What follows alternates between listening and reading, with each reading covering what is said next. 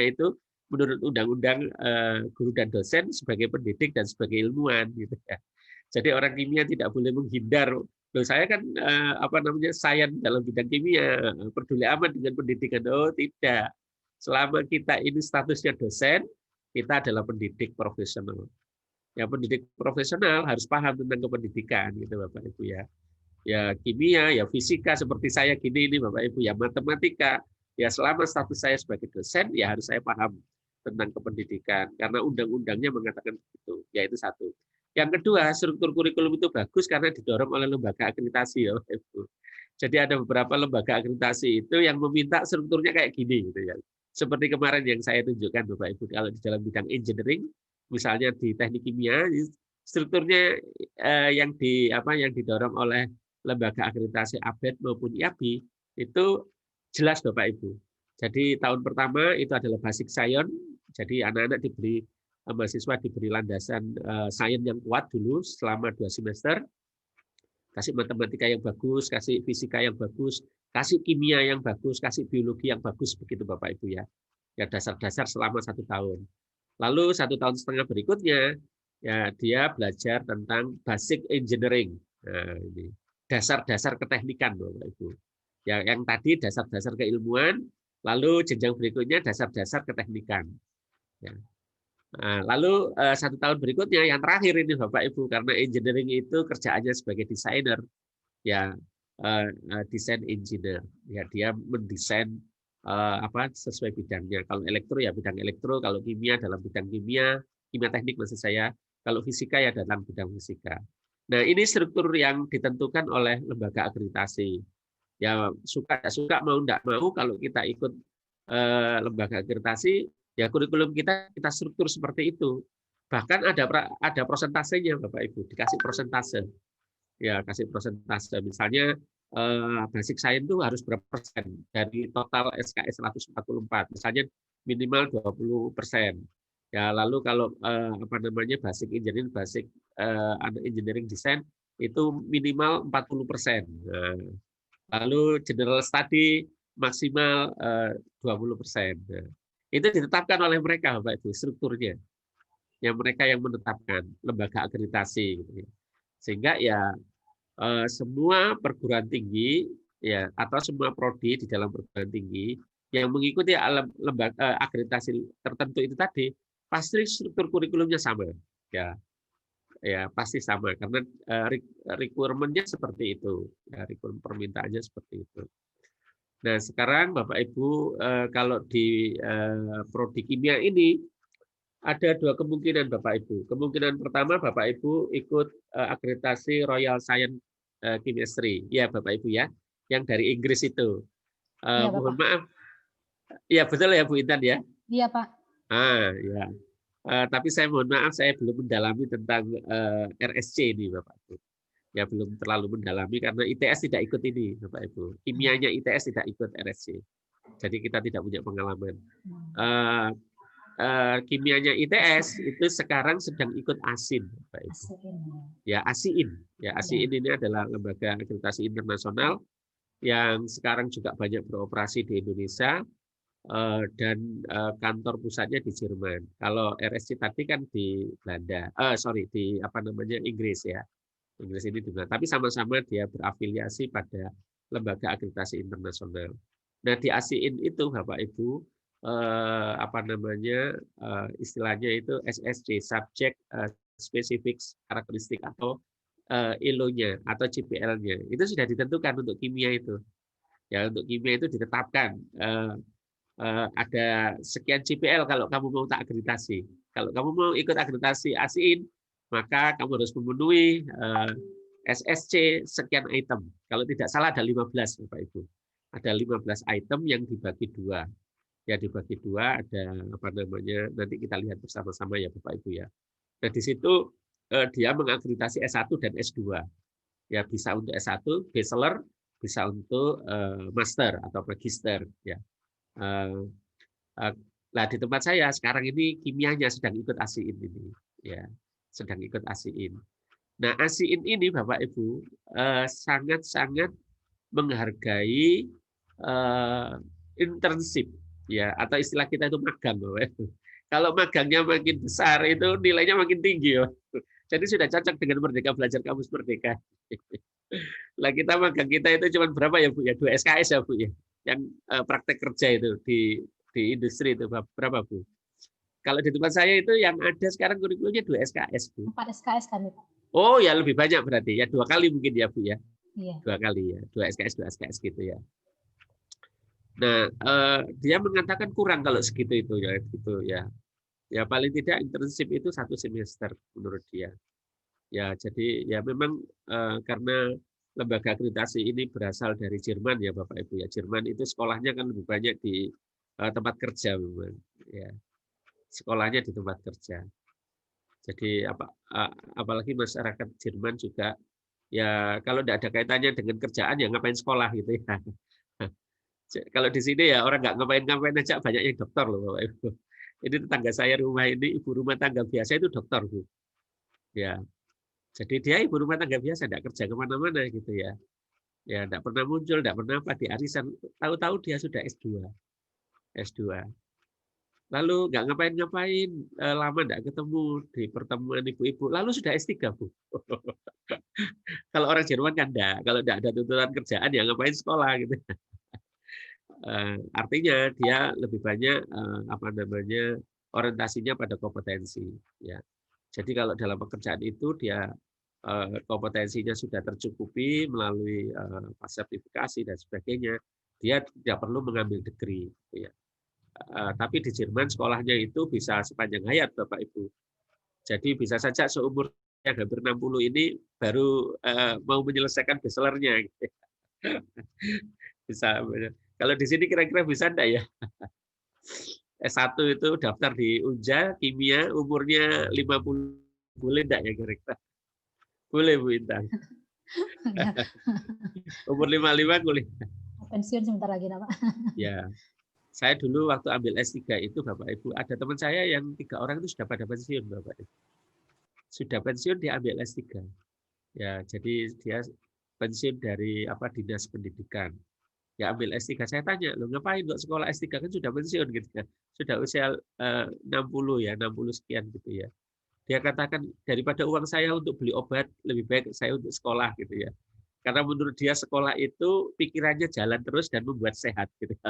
Apalagi ketemu dengan teman-teman yang ngerjakan tugas, lalu dimarahi dosen, itu membuat sehat katanya gitu.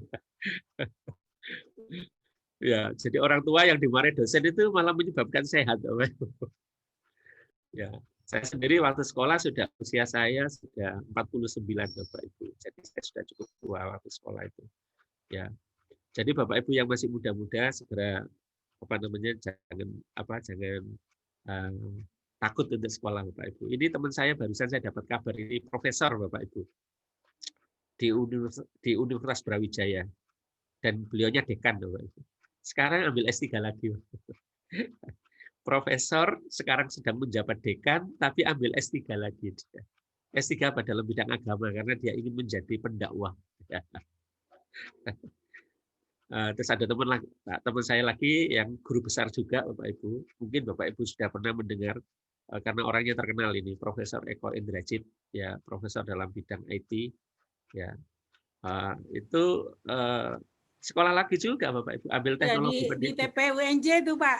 Wah ya. Dia lagi kuliah sekarang di TP. Iya, ambil S3 Bu. Aneh-aneh aja profesor kok ngambil S3 gitu. Iya, nah itu masih belum aneh Bu. Nanti saya tunjukkan ada yang lebih aneh lagi Bapak Ibu. Ya. S2-nya itu 5 Bapak Ibu teman saya itu. Iya Eko Indrajit itu adik kelas saya Bapak Ibu di ITS. Oh iya. Iya.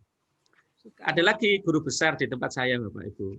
Guru besar ibu-ibu begitu wanita ya dari teknik kimia. Nah, ini teknik kimia. Itu sudah guru besar ya, doktornya 2 dari Inggris semua Bapak Ibu. Itu kalau dia kepingin sesuatu ya ambil D1, D2 gitu Bapak Ibu. Sekolah lagi ambil D1. Misalnya dia ingin membuat jaringan komputer di rumahnya daripada belajar sendiri diambil D1, diploma 1. Ya. Lalu kalau perlu sekolah lagi ambil D2 lagi loh. Profesor. Jadi memang ada orang-orang yang memang lebih suka belajar itu dengan teman yang banyak ya, teman yang banyak karena menurut dia sekolah dengan teman yang banyak itu menyehatkan. Ya.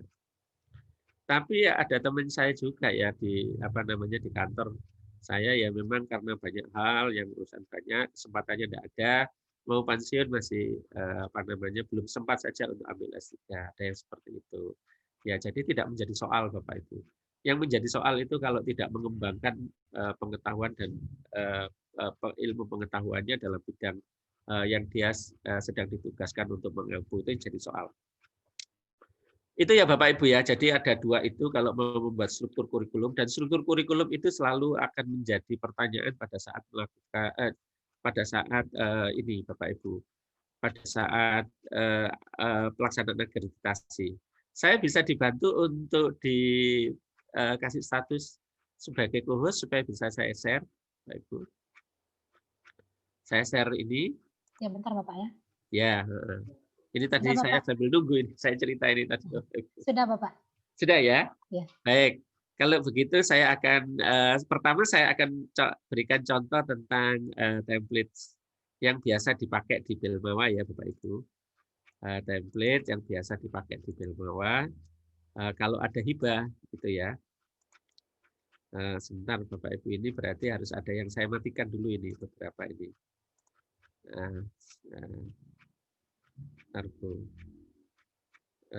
Ini dimatikan dulu karena tidak bisa masuk ini.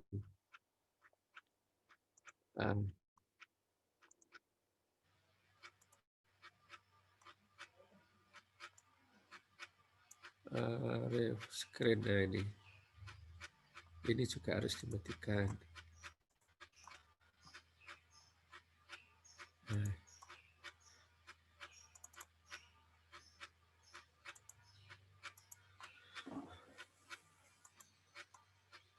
Belum bisa share ya, Bu ya. Sebentar Bu, kok belum bisa share? Oh ini dia. Nah ini Bapak Ibu,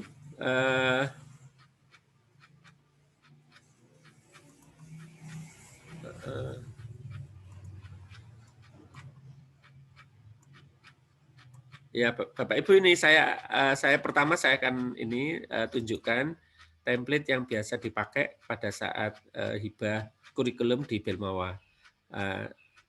Yang mungkin nanti bisa kita pelajari bersama ya Bapak Ibu. Halaman pertama cover, lalu halaman kedua ini dokumen identitas program studi, lalu isinya ini Bapak Ibu. Nah isinya ini adalah, mohon maaf saya besarkan sedikit, ya.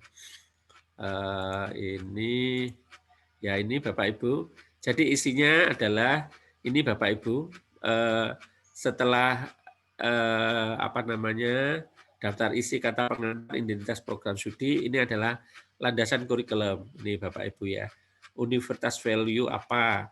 Landasan filosofis itu apa? Landasan sosiologis itu apa?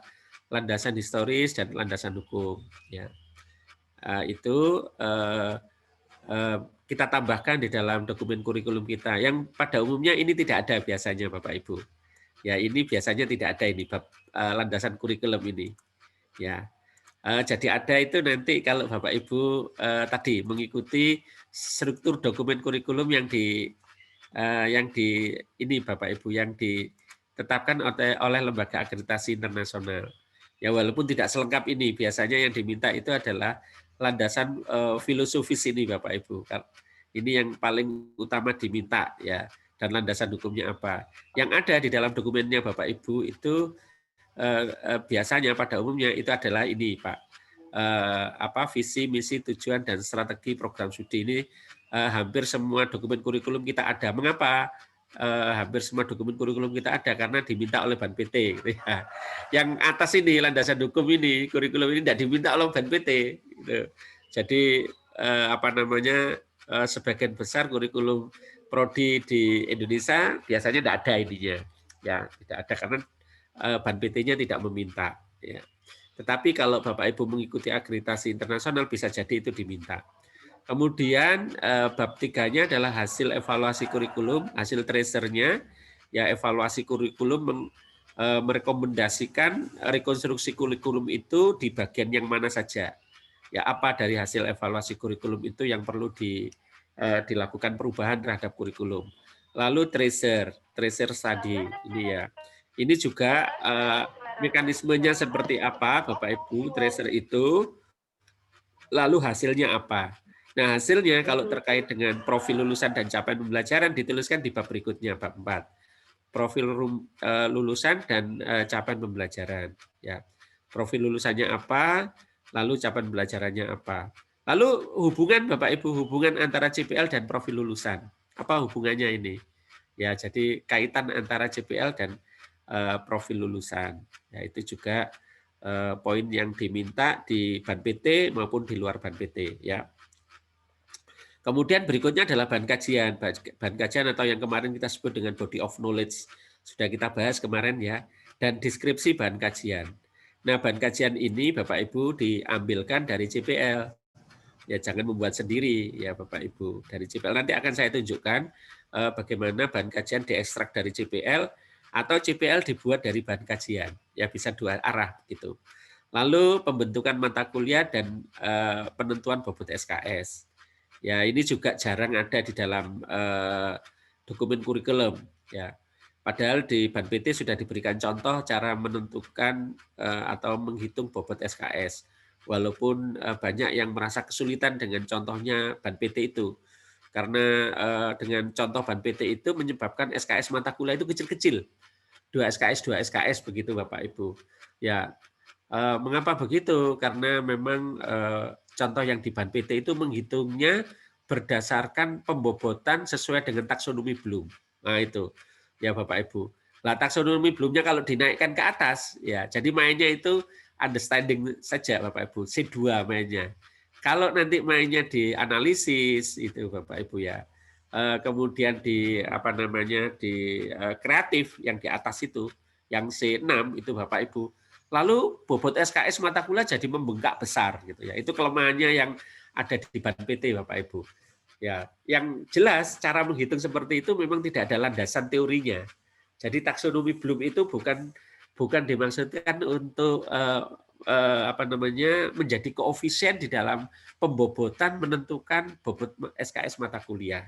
Itu yang teman-teman dari Ban PT tidak tahu bagaimana dia mengetahui bahwasanya kalau itu dipakai oleh prodi menyebabkan mata kuliah itu SKS-nya kecil-kecil, ya, menyebabkan SKS-nya jadi kecil-kecil menjadi 2 gitu ya, 3-nya jarang, apalagi 4 atau 6 gitu ya. Untungnya di situ dikatakan contoh Bapak Ibu. Kalau contoh kan bisa tidak kita pakai kan gitu, kita bisa pakai dengan cara kita sendiri. Ya, lalu berikutnya adalah struktur kurikulum ini Pak. Ya, jadi bisa dalam bentuk matriks. Ya bisa dalam bentuk peta kurikulum, ya dalam bentuk flowchart begitu ya. Lalu berikutnya yang bab 8 adalah daftar beban mata kuliah tiap semester, ya seperti KRS atau FRS begitu Bapak Ibu. Lalu yang ke-9 itu adalah RPS, ya rencana pembelajaran semester. Ya ini mungkin kalau di dalam dokumen kurikulum ini bisa sebagai lampiran ini Bapak Ibu. Karena kalau dijadikan satu nanti dokumen kurikulumnya itu kira-kira bisa tebalnya 0,5 meter ini ya. Ya setengah meter. Jadi mungkin nanti dipisahkan saja sebagai sebuah lampiran. Lalu penilaian itu di dalamnya ada rubrik, ada portofolio penilaian ya. Nah, 1 sampai 10 ini Bapak Ibu rasanya sampai 9 masih ada, tapi yang 10 ini juga jarang ini. Ya, di dalam dokumen kurikulum sudah di situ sudah dirancang rubrik dan portofolio penilaian ya. Nah, sudah mulai dirancang walaupun secara umum nanti detailnya memang di RPS. Nah, yang baru Bapak Ibu dalam kaitannya Merdeka Belajar Kampus Merdeka ini Pak, bab 11 ini.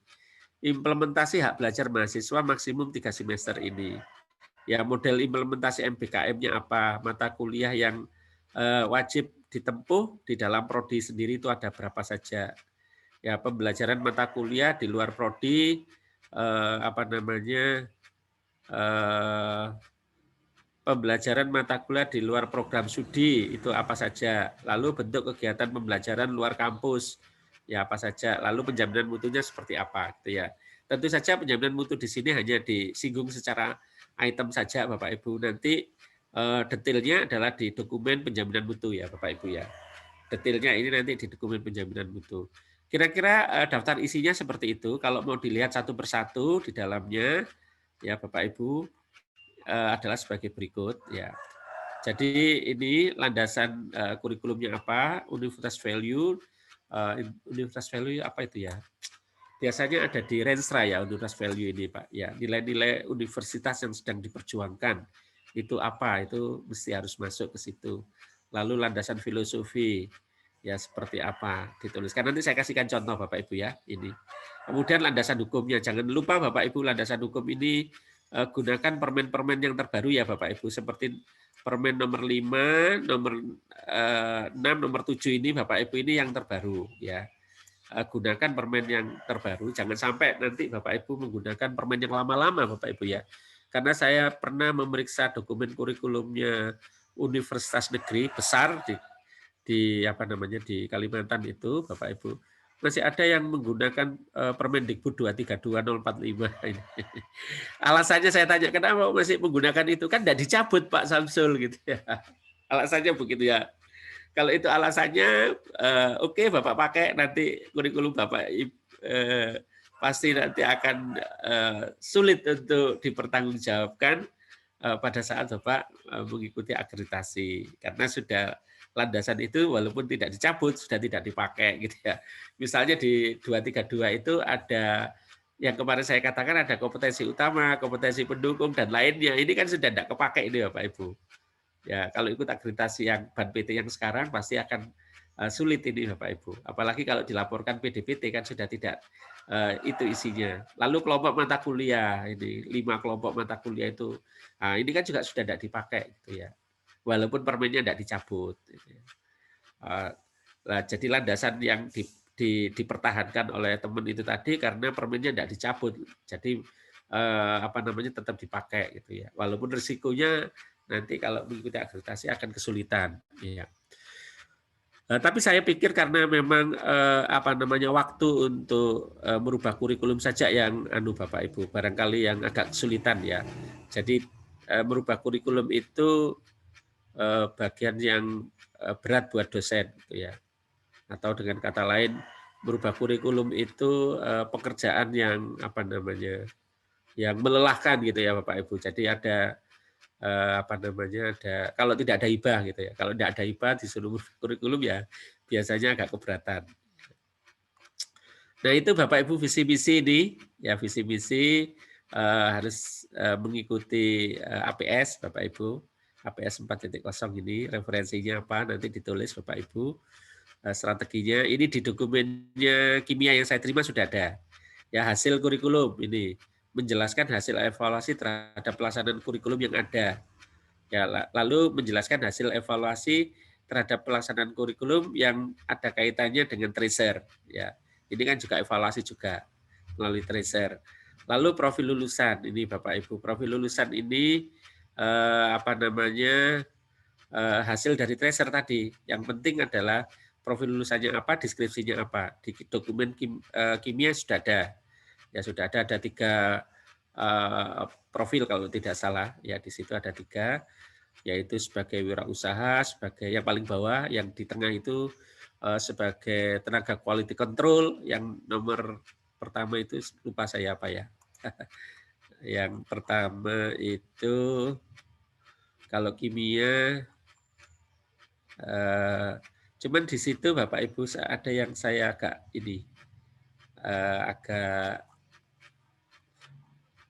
ini Bapak Ibu ya sebagai asisten peneliti atau kimiawan. Nah, ini ya wirausaha itu yang sekarang lagi booming. Teman-teman saya di kimia itu Bapak Ibu membuat apa usaha kecil menengah itu membuat itu loh hand sanitizer atau desinfektan gitu. Jadi teman-teman saya pada membuat itu Bapak Ibu yang dari lagi kimia. Tren sekarang Pak. Bikin sabun juga Pak, bikin sabun. Iya, iya. Sabun, sampo. Iya, iya. Itu saya hampir setiap bulan di drop sama teman saya dari kimia Bapak Ibu hand sanitizer itu karena kebutuhan di rumah cukup banyak. Karena banyak tamu gitu pakai hand sanitizer. Perumusan CPL ini Bapak Ibu. Ya CPL kita kan ada 10 saya lihat juga. Cuman saya melihat yang punyanya kimia ini dari asosiasi ya Bu ya? Iya, dari himpunan Iya. kimia. Ya, dari asosiasi kimia. Tahun berapa itu Bu dibuatnya? Tahun 2000. Iya. Ini yang baru, Bu. Ini Iya. yang baru ya? Iya. 2017 ini, Pak. 2017. Iya, 2017 ya. Iya. Ya, yang jadi terbaru ada Pak, belum di apa ini baik. iya, iya. Ya, jadi saya melihat CPL yang dari Asosiasi Kimia itu cukup lengkap gitu ya, Bapak Ibu, cukup detail, tapi sangat berat untuk dicapai. Gitu ya. Iya, ada Sangat berat. 23 CPL, Pak. Iya, sangat berat untuk dicapai. Jadi kalau itu di frame dengan CPL yang internasional, Bapak Ibu, dengan ASIN misalnya, maka CPL SNDikti yang punyanya kimia itu lebih berat, gitu ya, Pak Ibu. Lebih berat karena jumlahnya itu banyak sekali. Banyak, ya. Oleh karena itu di kimia Unja ini saya lihat di dokumennya di bagian bawah CPL SNDikti itu ada CPL yang merupakan semacam ringkasan gitu ya. Yang jumlahnya itu ada 7. Jumlahnya ada 7. Ya, CPL capaian pembelajaran program studi kimia itu ada CPL 1 sampai perlu dijelaskan ini. Posisinya CPL ini di mana gitu ya. Posisi CPL itu di mana. Nanti setelah dokumen ini kita nanti baca dokumen yang di dokumennya kimia. Lalu Bapak Ibu ini Bapak Ibu CPL Prodi ini tadi dikaitkan dengan profil lulusan yang tak ada 3 tadi. Ya, asisten peneliti, kemudian yang kedua adalah tenaga quality control dan wirausahawan. Ini dikaitkan ini setiap CPL-nya ini terkait dengan profil lulusan yang mana. Ini Ban PT kan, Bu ya? Ini matriknya kan matriknya Ban PT. Iya. Ya, walaupun Ban PT ngambilnya dari tim kurikulum, Bapak Ibu. Jadi matrik-matrik di Ban PT itu sebagian diambil dari buku panduan penyusunan kurikulum KPT dari Belmawa. Ya, sebagian diambil dari situ, walaupun sebagian dia mengembangkan sendiri. Jadi kalau matrik ini itu diambil dari buku panduan yang ada di KPT. Ya, ya kan karena satu kantor aja kan Bapak Ibu. Jadi satu departemen. Lalu bahan kajian ini Bapak Ibu, bahan kajian di kimia saya sudah lihat sudah bagus bahan kajiannya, CPL dan bahan kajian gitu ya. CPL-nya apa, bahan kajiannya apa gitu ya. Lalu setiap bahan kajian itu deskripsinya apa. Jadi Bapak Ibu, kajian itu dicari jauh-jauh ya, bahan kajian itu ada di dalam CPL itu. Ya, di dalam CPL itu ada bahan kajian. Kemudian pembentukan mata kuliah ini Bapak Ibu. Ini memang memerlukan waktu yang panjang ini Bapak Ibu. Bagaimana tahapan membentuk mata kuliah ya. Tapi sebelum melakukan pembentukan ini Bapak Ibu, pembentukan mata kuliah itu, maka kita cari dulu Bapak Ibu kaitan antara capaian pembelajaran dengan mata kuliah. Kita buat matrik. Ini di Ban PT juga, di dokumennya kimia juga sudah ada ini. Ya sudah ada, saya lihat juga sekilas sudah ada. Ya ini juga cukup melelahkan ini Bapak Ibu membuat matrik ini. Ya karena CPL program studinya panjang, ya banyak sekali. Lalu, nah ini Bapak Ibu, ini yang digunakan untuk menghitung bobot SKS. Ya, misalnya mata kuliahnya apa Bapak Ibu, mata kuliahnya apa, namanya apa, kodenya apa, lalu CPL-nya apa saja yang dibebankan, lalu bahan kajiannya apa saja, lalu estimasi waktunya. Kalau ada teori berapa estimasi waktu untuk belajar, kalau ada praktek berapa estimasi waktu untuk belajar. Nah, dari total jam teori dan total jam praktek nanti dikonversi ke SKS. Ya. Nah, ini adalah merupakan cara yang membutuhkan expert judgment. Kalau dosen tidak bisa mengestimasi, ya, untuk kemampuan tertentu perlu berapa jam, maka cara ini tidak bisa jalan, Bapak Ibu. Tidak bisa jalan. Ya. Jadi dosen harus bisa mengestimasi kalau kemampuan ini perlu berapa jam ya mahasiswa belajar. Misalnya mahasiswa mampu berenang ya dengan gaya dada. Ya. Perlu berapa jam mulai dari tidak bisa sampai bisa. Nah, kalau dia trainer renang yang sudah jam terbangnya tinggi pasti bisa memperkirakan karena dia punya pengalaman-pengalaman kan Bapak Ibu, punya pengalaman lalu dia bisa mengestimasi dari tidak bisa sampai bisa berenang dengan gaya dada, dia perlu sekian puluh jam. Nah, kalau estimasi ini tidak bisa dilakukan oleh dosen, maka cara ini tidak bisa jalan Bapak Ibu. Ya karena cara ini adalah mengandalkan estimasi kemampuan mengestimasi berapa jam yang diperlukan. Nah, harapannya dosen itu memang bisa mengestimasi Bapak Ibu. Ya karena mata kuliah misalnya kimia dasar itu perlu 3 SKS, itu mengapa perlu 3 SKS? Kok tidak 2 SKS saja? Ya, karena dosennya sudah bisa mengestimasi. Kalau kimia dasar ini kemampuan ini perlu sekian SKS. Ya, perlu sekian jam dikonversi sekian SKS. Kalau dulu karena jumlah materinya Bapak Ibu, materinya banyak ini 3 SKS. Kalau yang 2 SKS saja cukup karena materinya. Kalau sekarang kan estimasinya terhadap kemampuannya. Nah, matrik ini adalah disediakan untuk dosen yang mampu mengestimasi waktu belajar mahasiswa untuk kemampuan tertentu. Apakah sesuai dengan SNDikti? Saya katakan ya, karena di SNDikti itu untuk menentukan SKS itu pegangannya cuma 2 Bapak Ibu. Pegangannya 2. Pegangan pertama adalah tingkat kesulitan pencapaian CPL ya Bapak Ibu, lalu waktu ya. Estimasi waktu dalam hal ini jam. Ya, kemudian diturunkan menjadi menit. Nah, baru kita bisa menghitung bobot SKS-nya. Selama 2 ini tidak kepegang, ya Bapak Ibu akan sulit ya. Akan sulit. Nah, karena banyak yang sulit untuk itu, Bapak Ibu, lalu Ban PT ngasih contoh yang pakai taksonomi belum itu, Bapak Ibu. Karena itu adalah contoh yang diberikan oleh Ban PT. Memang kalau cara itu dipakai, ya dipakai Bapak Ibu, itu lebih mudah dari ini. Cuman yang itu tidak ada landasannya, Bapak Ibu. Ya misalnya tadi identifikasi C1 itu dikasih nilai 1 bobotnya. Kalau understanding dikasih bobot 2, kalau aplikasi dikasih bobot 3. Landasan untuk membuat pembobotan seperti itu ya. Itu Bapak Ibu, ini bagian yang sulit makanya saya terangkan agak panjang.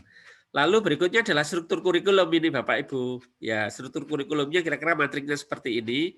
Seperti yang tadi kemarin saya berikan contoh kan Bapak Ibu. Struktur kurikulumnya seperti ini kira-kira. Ya, jadi di mata kuliah itu dibagi di dalam semester, lalu isinya apa saja. Kemudian peta kurikulum ini Bapak Ibu. Peta kurikulum berdasarkan CPL, ini belum ada nanti di slide saya tunjukkan ya Bapak Ibu. Kemudian daftar sebaran mata kuliah ini. Daftar sebaran mata kuliah itu seperti KRS begitu Bapak Ibu ya.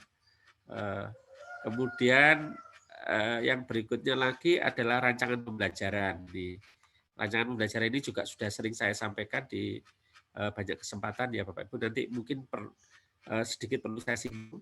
Ya, yang membedakan sekarang ini ada ini Bapak Ibu, ada luring daring ini. Ya karena memang blended learning itu akan menjadi utama Bapak Ibu pada saat nanti kita mengikuti akreditasi Ban PT. Di dalam Ban PT itu nilainya supaya 4 pembelajaran itu apabila pembelajarannya mengimplementasi ya blended learning, pembelajaran luring dan daring itu dalam dalam satu kesatuan di mata kuliah gitu ya. Oleh karena itu kolom RPS-nya Bapak Ibu perlu diberi kolom luring dan kolom daring. Ya luringnya apa, daringnya apa. Nah, untuk semester depan kayaknya yang jalan daring saja ini Bapak Ibu. Yang luringnya pasti kosong ini. RPS luringnya pasti kosong ini. Yang jalan kan daringnya saja ini. Ya. Jadi RPS-nya Bapak Ibu yang jalan yang akan digunakan untuk semester depan seyogjanya ya itu luringnya ini kosong dipindahkan ke daring. Ya. Cuman tidak hanya sekedar dipindahkan, tetapi nanti masih harus diuraikan mana yang sinkron, mana yang asinkron, mana yang nanti menggunakan Zoom, ya mana yang menggunakan chat, mana yang menggunakan forum dan sebagainya ya. Bapak Ibu masih dirinci seperti itu. Ya, yang tidak ada di dalam luring kan? Ya, di dalam luring. Itu RPS, ini apa namanya penjelasan mengisi RPS. Kemudian berikutnya adalah penilaian. Penilaian rubriknya, ya mengapa menggunakan rubrik dijelaskan di sini Bapak Ibu. Ya, mengapa menggunakan portofolio juga dijelaskan. Ya, jadi seperti itu. Kemudian ini ada contoh penilaian menggunakan instrumen soal ujian. Ya, ini di tempat saya ini Bapak Ibu. Ini pengalaman dari mengikuti akreditasi. Jadi ada di formnya itu ada ini Bapak Ibu, ada headernya, lalu ada identitas mata kuliah, lalu setiap soal ini harus didahului dengan sub CPMK ini. Ya, sub CPMK-nya yang mana ini? Soal ini menguji sub CPMK yang mana? Jadi sub CPMK nomor 1, nomor 2 ini soalnya yang ada di bawah ini. Lalu sub CPMK yang nomor 3 itu soalnya ada yang di bawah ini. Jadi setiap soal itu selalu ada sub CPMK-nya. Jadi sub CPMK yang mana yang diukur oleh soal itu, ya, harus nampak di dalam lembar soal Bapak Ibu. Ya, harus nampak karena ini adalah pengalaman kita mengikuti akreditasi, selalu ditanya ini, soalmu ini mengukur kemampuan yang mana? Karena soal kita dulu memang telanjang Bapak Ibu. Ya, di dalam lembar soal itu hanya ada soal nomor 1, nomor 2, nomor 3 begitu. Nomor 4 itu kalau soalnya 4. Tapi begitu ditanya sama dosennya, ini ngukur soal ini ngukur yang mana? Ya, pokoknya soal ini, soal UTS ini adalah materinya mulai minggu pertama sampai minggu ke-7 gitu aja dia bilang. Jadi dia bilang materinya Bapak Ibu. Ya, ya jelas saja sama asesor disemprot Bapak Ibu. Ya, oh sudah era outcome based kok yang diuji materinya ya. Ya walaupun tidak salah-salah amat sih Bapak Ibu. Tapi soal itu mengukur sub CPMK ya. Sub CPMK kalau dalam ASIN itu namanya apa ya? Konten kompetensi ya, konten kompetensi ya istilahnya ya. Istilahnya itu kalau di dalam ASIN ya. Nah, seperti itu ini contoh soal Bapak Ibu yang orientasinya pada outcome begitu. Jadi outcome based itu tidak hanya pada kurikulum, learning and teaching, tetapi juga pada assessment. Jadi harus jelas betul soal itu mengukur kemampuan yang mana ya, di dalam lembar soal. Lalu rubriknya seperti ini contoh rubriknya ya untuk apa namanya evaluasi akhir semester menggunakan rubrik. Ini menggunakan rubrik yang ada di learning management system model Bapak Ibu. Jadi di tempat saya sebagian besar dosen menggunakan model, jadi rubriknya pakai yang ada di model itu. Ya, saya kira di Universitas Jambi juga e-learning-nya pasti menggunakan model karena model itu adalah apa namanya dulu merupakan kebijakan kementerian bahwasanya e-learning-nya menggunakan platform model. Ya, walaupun menggunakan model ini perlu pelatihan untuk dosen ya karena banyak fiturnya yang harus dikuasai. Ya, betul. Ya, ya. Lalu portofolio penilaian seperti apa contohnya gitu ya Bapak Ibu. Nah, sekarang implementasi hak belajar mahasiswa maksimum 3 semester ini Bapak Ibu. Ya, hak belajar mahasiswa maksimum 3 semester yang selanjutnya disebut dengan Merdeka Belajar Kampus Merdeka ya atau bentuk pembelajaran Merdeka Belajar Kampus Merdeka. Ini contoh ya Bapak Ibu. Satu, model implementasi MBKM ya, modelnya dibuat dulu Bapak Ibu. Ya, semester pertama dia belajar apa, semester kedua apa begitu. Kalau di sini contohnya ini Bapak Ibu. Jadi semester 1 dia 18 SKS, ya ini contoh ya Bapak Ibu ya. Dia belajar mata kuliah MKWU ya, mengambil beberapa, lalu mata kuliah prodi di dalam prodi. Ya, di dalam prodinya sendiri maksudnya. Semester 2 juga demikian, dia mengambil mata kuliah wajib umum, lalu mata kuliah di dalam prodinya sendiri. Semester 3, 20 SKS ini, dia barangkali masih mengambil mata kuliah MKWU, karena mungkin MKWU-nya itu tidak hanya 4 mata kuliah itu saja, tapi ada mata kuliah apa namanya universitas, ada mata kuliah fakultas barangkali ya. Jadi masih mengambil mata kuliah MKWU, mata kuliah prodi di dalam, dan di luar prodi di PT yang sama. Jadi semester 3 sudah mulai diperbolehkan mahasiswa mengambil mata kuliah di luar prodinya. Berapa SKS gitu saja ditetapkan ya Bapak Ibu semester 3, tapi masih di dalam kampusnya, bisa jadi seperti itu Ya contohnya ya di tempat saya Bapak Ibu. Di tempat saya mahasiswa semester 3 sudah bisa mengambil mata kuliah di luar prodi tapi masih sama-sama di ITS-nya. Ya, semester 4 juga begitu, 20 SKS. Kita Ya, semester 5 bolehnya. ya boleh-boleh saja, Bu. Ini kebijakan masing-masing ini, Bu. Iya, monggo. Ya, ini hanya contoh, makanya saya katakan ini contoh, ya, Bu. Contoh. Jadi contoh itu artinya belum tentu nanti dari contoh ini bisa cocok dengan perguruan tinggi yang lain, ya, Bu, ya. Ya. Lalu semester 4 20 SKS itu mahasiswa masih mengambil mata kuliah MKWU, lalu mata kuliah di dalam prodinya, lalu dia bisa mengambil mata kuliah di prodi yang berbeda di PT yang sama. Jadi 3-4 itu dia sudah bisa ngambil mata kuliah di luar prodinya. Ya, di luar prodinya tapi di perguruan tinggi yang sama. Nah, di semester 5 berbeda ini, Bu. Semester 5 MKWU sudah habis. Lalu dia tinggal mengambil mata kuliah di dalam prodinya dan bisa mengambil mata kuliah di luar perguruan tinggi. Ya, di perguruan tinggi yang berbeda. Karena dianggap semester 5 ini sudah dewasa anaknya, kan? Sudah dasar-dasar dari mata kuliah di prodi sudah kuat gitu ya Bapak Ibu, sudah kuat. Nah, semester 5 ini sudah mantap, tidak mungkin dia pindah prodi Bapak Ibu. Kalau di semester 1 bisa saja nanti pindah prodi dia. Atau pindah perguruan tinggi ya Bapak Ibu ya. Nah, itu ya Bapak Ibu. Jadi semester 5 mungkin sudah dilepas dia ambil mata kuliah di luar prodi. Lalu semester 6 Bapak Ibu dia mengambil mata kuliah di dalam prodinya ya dan di luar prodinya ya bisa di dalam maupun di luar perguruan tinggi.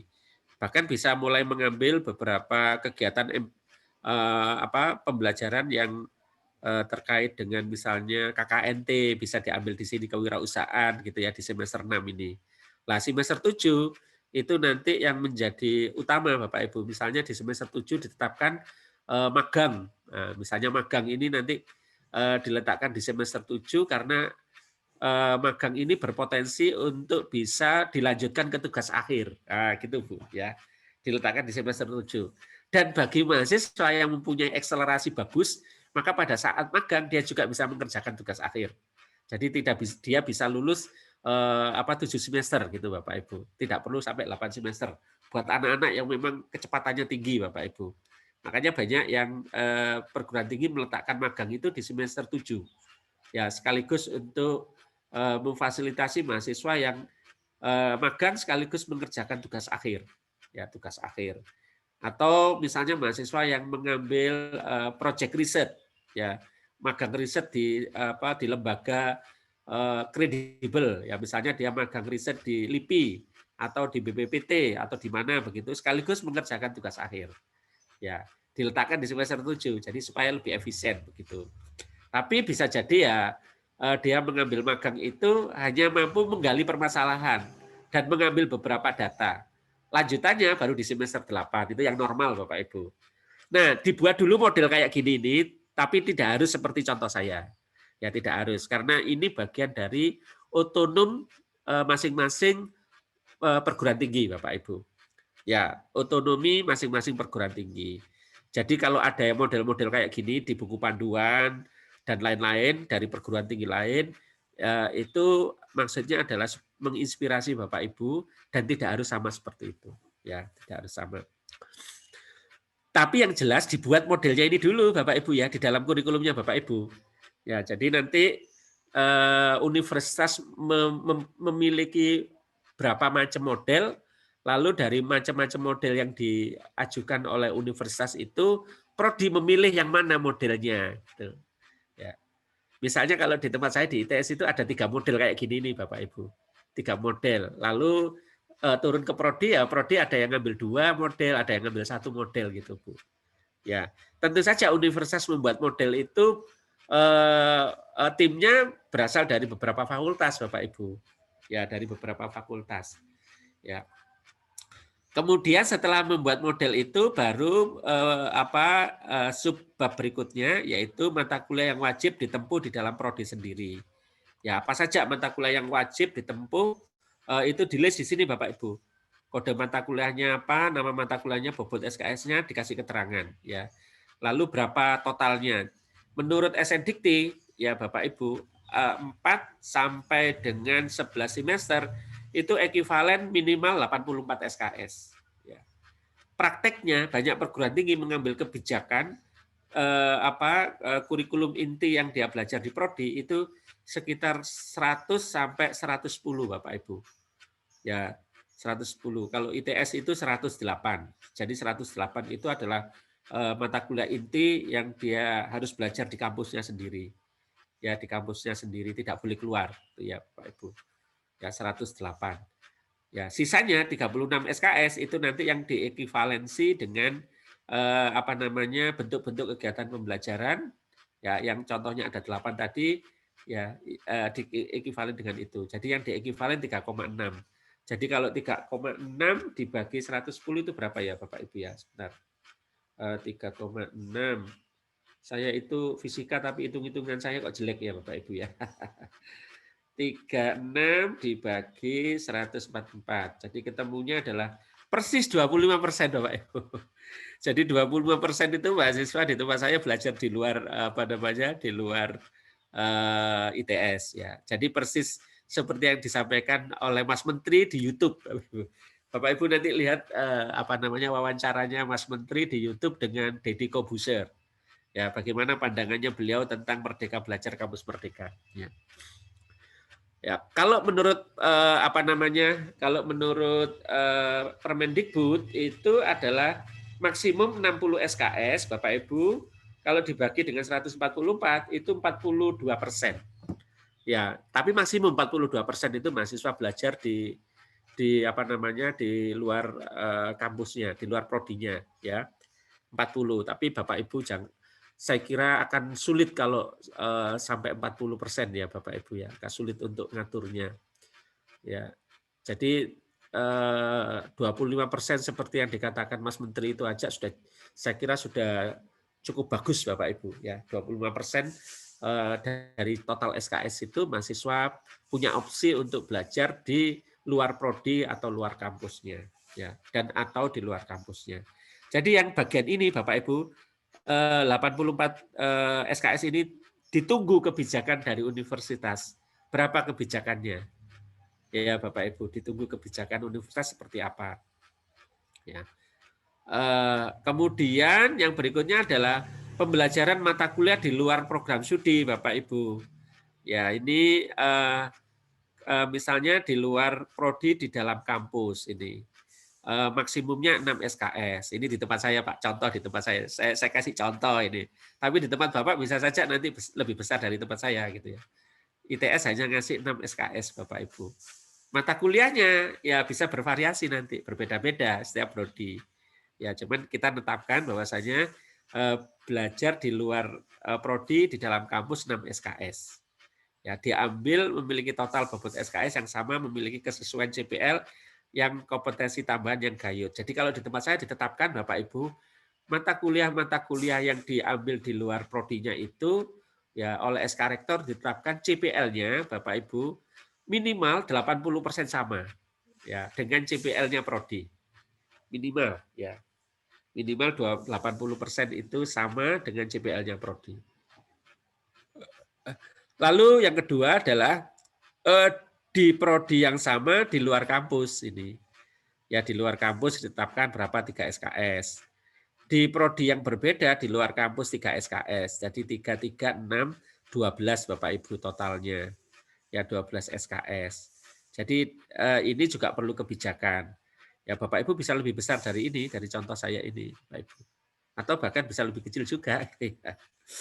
Tapi saya sering menyarankan kalau masih tahap pertama seperti sekarang, ini sekarang kan tahap pertama ya Bapak Ibu, tahap pilot project ini. Ya kalau bisa ya bertahap lah Bapak Ibu, bertahap nanti kecil-kecil dulu. Ya nanti kalau kita merasakan manfaatnya, nanti suatu saat dievaluasi lagi, ditambah lagi gitu ya Bapak Ibu, tambah lagi. Tempat saya dulu itu cuma 4 SKS Bapak Ibu. Lalu dengan MBKM ini ditambah 2 SKS. 2 SKS jadi 6. Lah tambahan 2 SKS ini aja harus lewat pintunya Senat tuh. Karena berlaku umum untuk seluruh prodi, ya.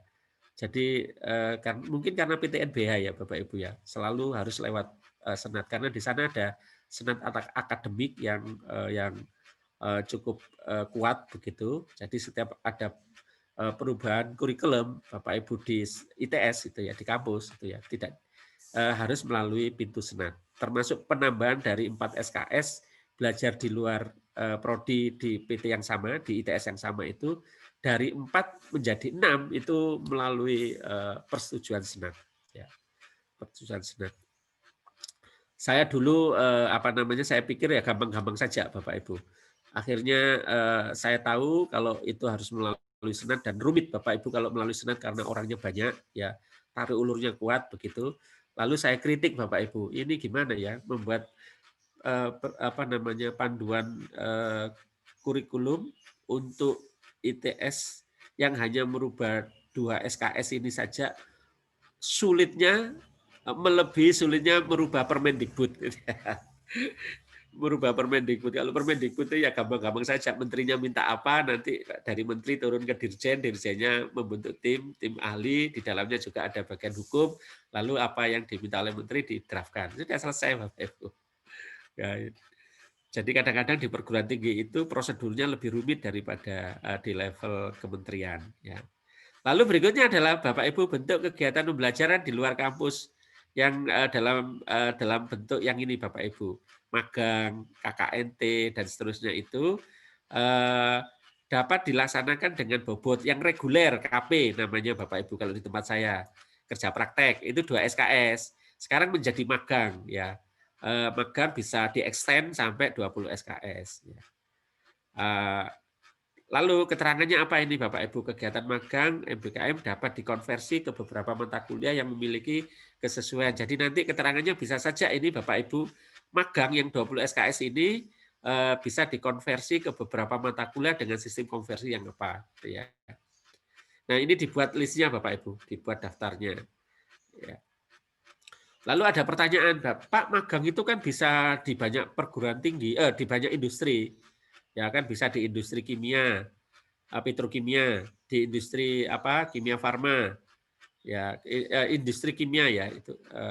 Industri farmasi, mohon maaf, industri farmasi, industri petrokimia, bisa di semen Gresik itu ya Bapak Ibu dan lain-lain.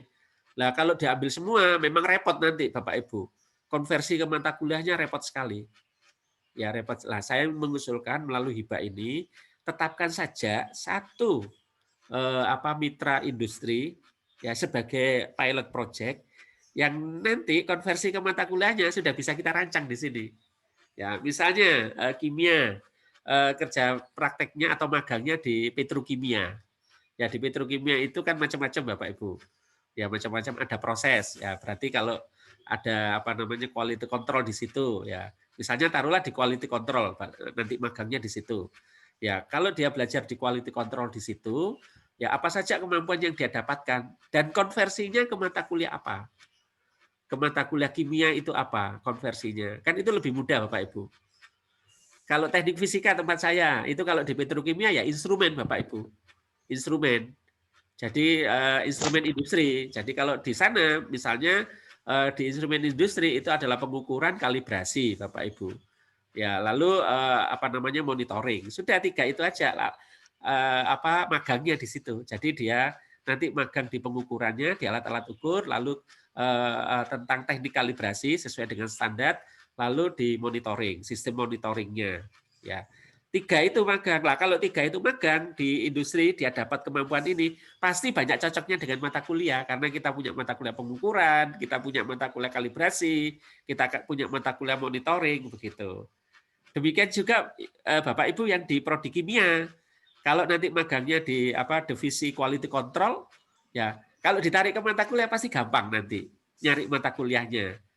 Nah, saya menyarankan ini sebagai pribadi Bapak Ibu dalam hibah ini karena hibah ini kan waktunya mendadak, tidak terlalu panjang waktunya, segera untuk dibuat laporan ya Bapak Ibu ya. Lah, buatlah yang magangnya itu di yang tempatnya walaupun tidak terlalu besar tapi spesifik gitu ya. Bidang pekerjaannya itu loh spesifik begitu. Sesuai dengan profil tadi. Ya, sesuai dengan profil. Misalnya profilnya Ibu tadi kan tenaga quality control ya sudah sementara di situ aja. Ya, jangan banyak-banyak gitu ya. Ya, di tempat saya juga gitu Bapak Ibu. Ada profil instrumen engineer Bapak Ibu di tempat saya itu. Lah ya sudah, nanti magang 1 semesternya kalau diambil opsinya ya di situ dulu. Lalu ada mahasiswa yang lain, Pak, saya ingin magang di ini, di apa namanya, di proses pembakaran semen di kilang yang seperti saya kasihkan contoh kemarin. Belum ada, Nak, ini sementara ini dulu aja, Nak. Ya, nanti pada tahap berikutnya setelah dievaluasi 1 tahun berjalan, dievaluasi hasilnya bagus ditambah lagi. Nanti kalau di semen Gresik kayak apa gitu ya, Bu. Bagus lagi hasilnya tambah lagi semester depan di apa industri apa farmasi. Ya nanti ketemu sama teman-teman dari apa jurusan farmasi. Ya. Nah, kira-kira seperti itu ya Bapak Ibu. Jangan terlalu umum Bapak Ibu. Kalau terlalu umum nanti kesulitan membuat sistem konversinya. Ya, sistem konversinya. Demikian juga KKNT Bapak Ibu. Yang sekarang kan KKN. Kalau di tempat saya KKN itu 2 SKS. Lalu bisa ada opsi yang kedua, opsi MBKM. Itu bisa tembus sampai 20. Berarti kalau ambil MBKM apa saja konversinya terhadap mata kuliah. Lalu kewirausahaan dan seterusnya ya Bapak Ibu. Dan ini tidak semuanya diisi ya Bapak Ibu. Tidak semuanya ada di dalam dokumen kurikulumnya Prodi Kimia Universitas Jambi. Bapak Ibu tentukan aja dari 8 itu mana yang cocok untuk saat ini ya Bapak Ibu ya, untuk saat ini yang cocok untuk Prodi Kimia. Misalnya apa namanya magang itu cocok ya. Mohon maaf ini perkiraan saya loh Bapak Ibu ya, cocok. Ya, itu sebagai opsi untuk MBKM ya. Lalu kewirausahaan, wirausaha ini karena Bapak Ibu kan punya profil itu tadi kan sebagai wirausahawan itu tadi kan ya. Iya, ada. Nah, ini kalau diambil cocok gitu ya. Cocok. Lalu ini penelitian riset, ini kalau diambil cocok karena Bapak Ibu kan menjadi asisten peneliti profilnya. Ya. Nah, kira-kira seperti itu Bapak Ibu. Jadi tidak harus bentuk kegiatan pembelajaran yang jumlahnya 8 itu diambil semua. Tidak harus ya. Bahkan sebagai contoh di ITS saja hanya ngambil 5 Bapak Ibu, 5. Jadi di ITS itu ngambil tentang pertukaran mahasiswa ya, lalu magang Bapak Ibu, lalu KKNT, asistensi mengajar di satuan pendidikan, lalu penelitian. Sudah 5 itu aja, Pak. Ya, yang lainnya tidak diambil. Lah turun ke prodi bisa tinggal 2 atau 3 Bapak Ibu. Prodinya dikasih kebebasan untuk mengambil dari 5 itu mana yang cocok ya. Dan 5 yang diambil oleh ITS itu merupakan kesepakatan dari prodi-prodi lewat fakultas gitu kan. Jadi tidak top down gitu tidak. Walaupun yang kebijakan itu dari pihak rektorat tetapi menjaringnya dari bawah gini, Pak, dari bottom up. Ya, jadi menjadi kebijakan umum gitu ya, Pak ya. Nah, itu Bapak Ibu saya kira ini hal baru di dalam dokumen kurikulum yang dulu tidak ada ini. Bab ini tidak ada. Ya, tidak ada. Jadi kalau judulnya ini silakan saja Bapak Ibu kalau mau dikasih judul implementasi apa namanya kebijakan bentuk kegiatan pembelajaran Merdeka Belajar Kampus Merdeka juga boleh. Nah, kalau saya ini kan menggunakan bahasanya Permendikbud ini, hak belajar mahasiswa maksimum 3 semester ini bahasanya Permendikbud. Tapi Bapak Ibu kalau supaya kelihatan eksplisit gitu ya, implementasi apa namanya kebijakan MBKM ya atau bentuk kegiatan pembelajaran MBKM ya. Silakan saja Bapak Ibu perkara nama judul ini supaya kelihatan secara eksplisit di dalam dokumen kurikulum ya. Nah, itu lalu di bagian penjaminan mutu ini Bapak Ibu, bagian penjaminan mutu ini diuraikan saja secara umum saja Bapak Ibu. Kalau perlu bagian penjaminan mutu ini dikutip dari kantor penjaminan mutu, dari gugus mutu. Soalnya dalam waktu yang bersamaan kan ini gugus tim penjaminan mutu universitas kan juga menyusun ini kan kebijakannya keluar dari rektor, dari kebijakan lalu nanti muncul apa namanya dokumen yang lain kan yang terkait dengan pelaksanaan MBKM ya. Itu Bapak Ibu. Nah, ini contoh format lalu penutup biasa Bapak Ibu ya. Contoh format dokumen kurikulum yang di dalamnya sudah diinsert tentang implementasi Merdeka Belajar Kampus Merdeka. Demikian Bapak Ibu. Lalu saya mohon izin Bu Intan, boleh tidak saya membuka dokumennya kurikulum kimia? Ya boleh Bapak, silakan Boleh Bapak. ya, Iya. tidak apa-apa ya kalau walaupun nanti di apa namanya diamati Iya. oleh Bapak Ibu yang tidak dari kimia ya. Ya, mohon saran masukannya Bapak. Ya, ya, baik Bu. Jadi baik Bu, dokumennya tadi di mana ini? Template sudah. Kurikulum kimia, oh ini ya mungkin ya. Nah ini. Ya ini Bu. Saya sudah baca tapi mohon maaf ya Bu, mungkin barangkali bacaan saya kurang begitu lengkap. Karena kemarin itu setelah acaranya Ibu itu saya langsung ketiduran Bu. Oh iya Pak. Ini bagus ini anunya apa namanya template-nya, covernya. Jadi ini daftar isinya ya, pandangan selayang pandang, landasan pengembangan kurikulum, profil gitu ya.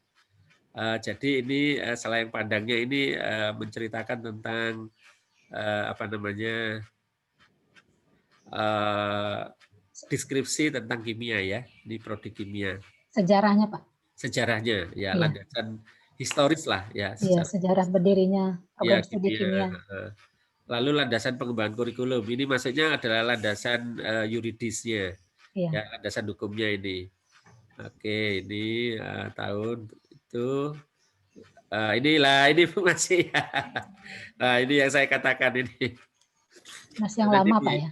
Ya nanti ini dicoret saja Bu ya. Ini Iya, Pak. peraturan menteri ini dicoret saja. Termasuk yang ini juga dicoret ini Bapak Ibu. Ya ini dua ini dicoret saja ini nanti ya. Iya. Karena sudah tidak relevan lagi untuk saat ini, walaupun tidak dicabut gitu ya, tapi tidak relevan. Nah, nanti itu dicoret, tidak usah dipakai. Ya nomor 4 dan nomor 5. Lalu peraturan Menteri Kebudayaan Republik Indonesia ini tentang kerangka kuliah ini masih ya 70 ini tentang implementasi ini masih. Lalu peraturan Menteri Pendidikan dan Kebudayaan, nah ini sudah tidak dikasih. Ini sudah telat 2 kali nih Bu. Iya. 49 menjadi 44 kan, Permenristek Dikti. Sekarang menjadi Permendikbud nomor 3. Jadi nomor 7 ini juga harus diupdate Bu.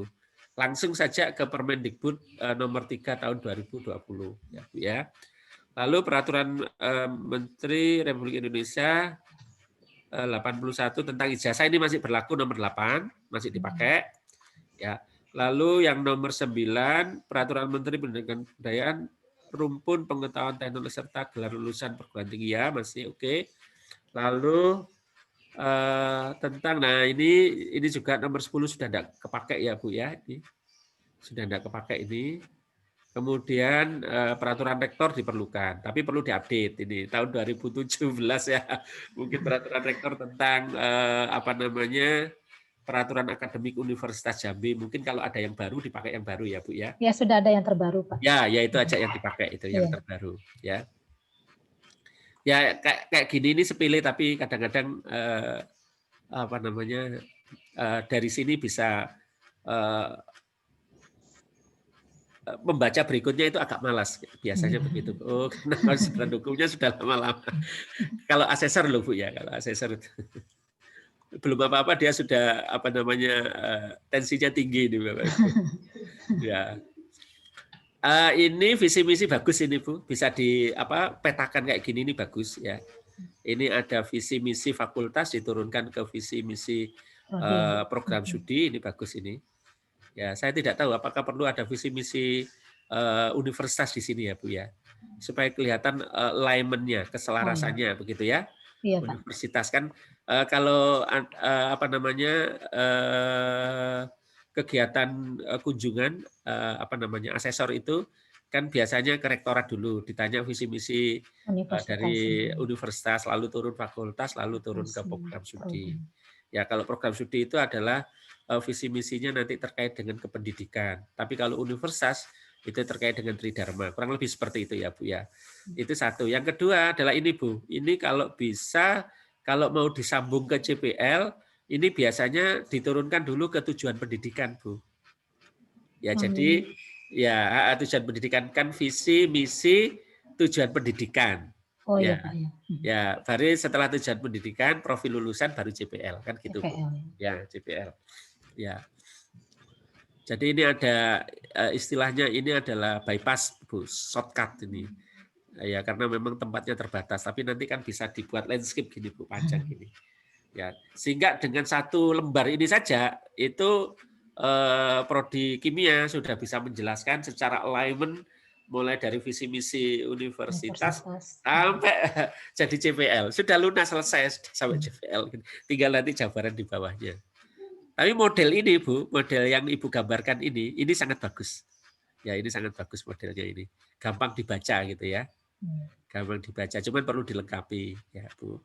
Lalu ini penjelasannya ya Bu ya, penjelasan di atas ini tadi. Kemudian sasaran strategi ini juga ini masih ada kaitannya dengan bahan PT. Saya kira saya tidak melihat kontennya ya, tapi cara penyajiannya saja ya. Lalu profil lulusan ini Bu, ini yang tadi saya ambil Bu.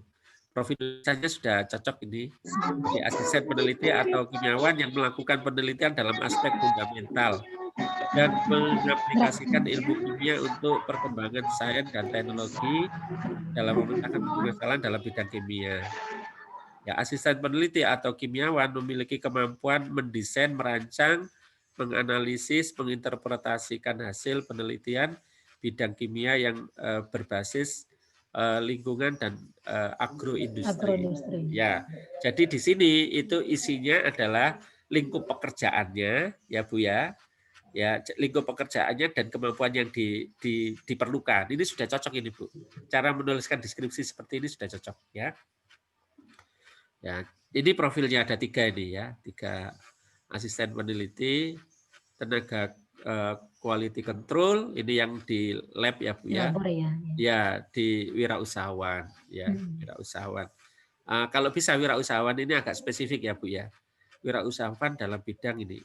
Wirausahaan berkaitan dengan memproduk baru, menentukan cara produksi baru, menyusun operasi untuk mendapatkan produk baru, memasarkannya serta mengatur pemodelan operasinya. Produk barunya itu kimia ya Bu ya? Ya, bidang kimia Pak. Ya. Pertama ya. Bidang kimia. Ya, kalau orang lain membaca tak tampak konteks dokumen ini adalah prodinya kimia, dikira nanti produk yang lain ini, produk perbankan atau apa gitu ya. Ya, oke. Lalu berikutnya ini Bu CPL-nya ini ya Bu ya. Ini CPL-nya persis SN Dikti ini Bu. Ya, ini persis SN Dikti untuk sikap. Nah, keterampilan umumnya ini ada tambahan ini ya Bu ya. Ada anak ini. Ada anaknya ini, ada sub CPL. Ada sub CPL ya. Ya, ini dari ya Bu ya, dari asosiasi ya Bu ya. Iya, dari asosiasi himpunan Pak, himpunan. Dari himpunan kimia. Nah, kapan-kapan kalau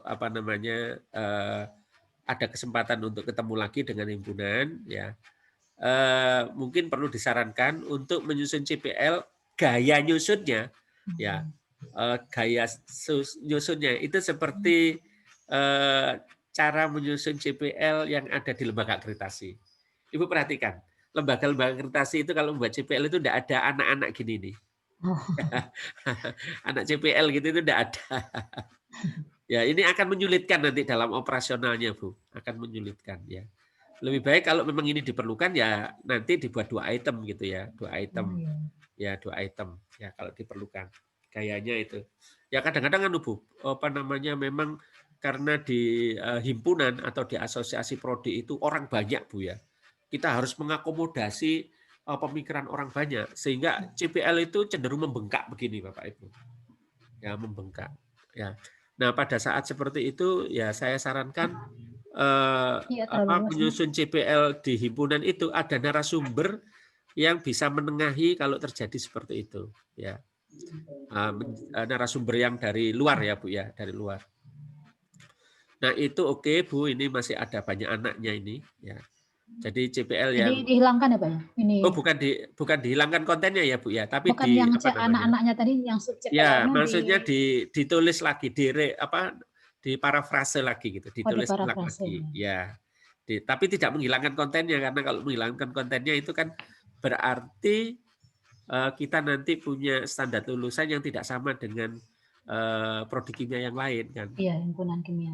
Iya, himpunan kimia. Ya. Jadi jangan dihilangkan kontennya. Kalau itu konten ini Bu, kemampuan mampu melaksanakan proses evaluasi diri terhadap kelompok kerja yang ini jangan dihilangkan. Kalau ini dihilangkan, nanti Ibu akan berbeda dengan yang lain. Ya kalau perbedaannya lebih tinggi tidak apa-apa, kalau lebih rendah kan rugi kita nanti ya. Tapi sesungguhnya Bu, ya sesungguhnya keterampilan umum ini sesungguhnya cukup diambil dari SN Dikti itu aja tidak masalah Bu. Ya yang ada 9 itu, ya itu aja yang diambil gitu ya. Cukup itu. Tapi mungkin Bu ada pemikiran begini, tambahan untuk keterampilan umum yang sama untuk seluruh kimia se-Indonesia itu dimasukkan di CPL keterampilan umum. Bisa begitu cara mikirnya. Saya yakin ini cara mikirnya seperti itu. Lalu nanti kalau ada keterampilan khusus sesuai prodi masing-masing di universitas baru diletakkan di keterampilan khusus ya Bu ya. Ya. Lalu pengetahuan ini Bu, pengetahuannya juga masih ada banyak anak-anak CP ini ya.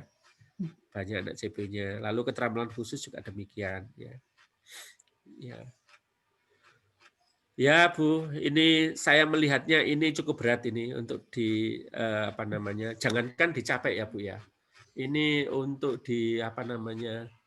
disebarkan ke mata kuliah aja cukup berat ini. Cara mendeskripsikannya ya, karena banyak. Ya.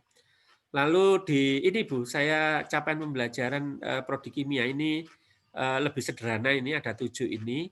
Nah, ini mengacu kemana ya Bu ya? Apa mengacu ke CPSN Dikti yang di atasnya? Yang CPL Prodi Bapak ya? Ya, CPL Prodi kimia. Mengacu kepada HKI Bapak? Ya, karena ini juga CPL Prodi ini Bu. Iya. Yang SN Dikti ini juga CPL Prodi ini. Ya, ini CPL Prodi juga gitu ya. Nah, lalu ada CPL yang sudah disederhanakan seperti ini. Ini apa posisinya terhadap CPL SN Dikti ini gitu ya. Cara penulisannya itu lebih simpel yang ini Bu, yang tabel 4 ini cara penulisannya. CPL Prodi ya. Ini lebih mudah direalisasi kan ya. Lebih mudah direalisasi di mata kuliah, dicapai di dalam pembelajaran. Penilaian juga lebih mudah Bapak Ibu. Ya, untuk membuat penilaian terhadap CPL lebih mudah.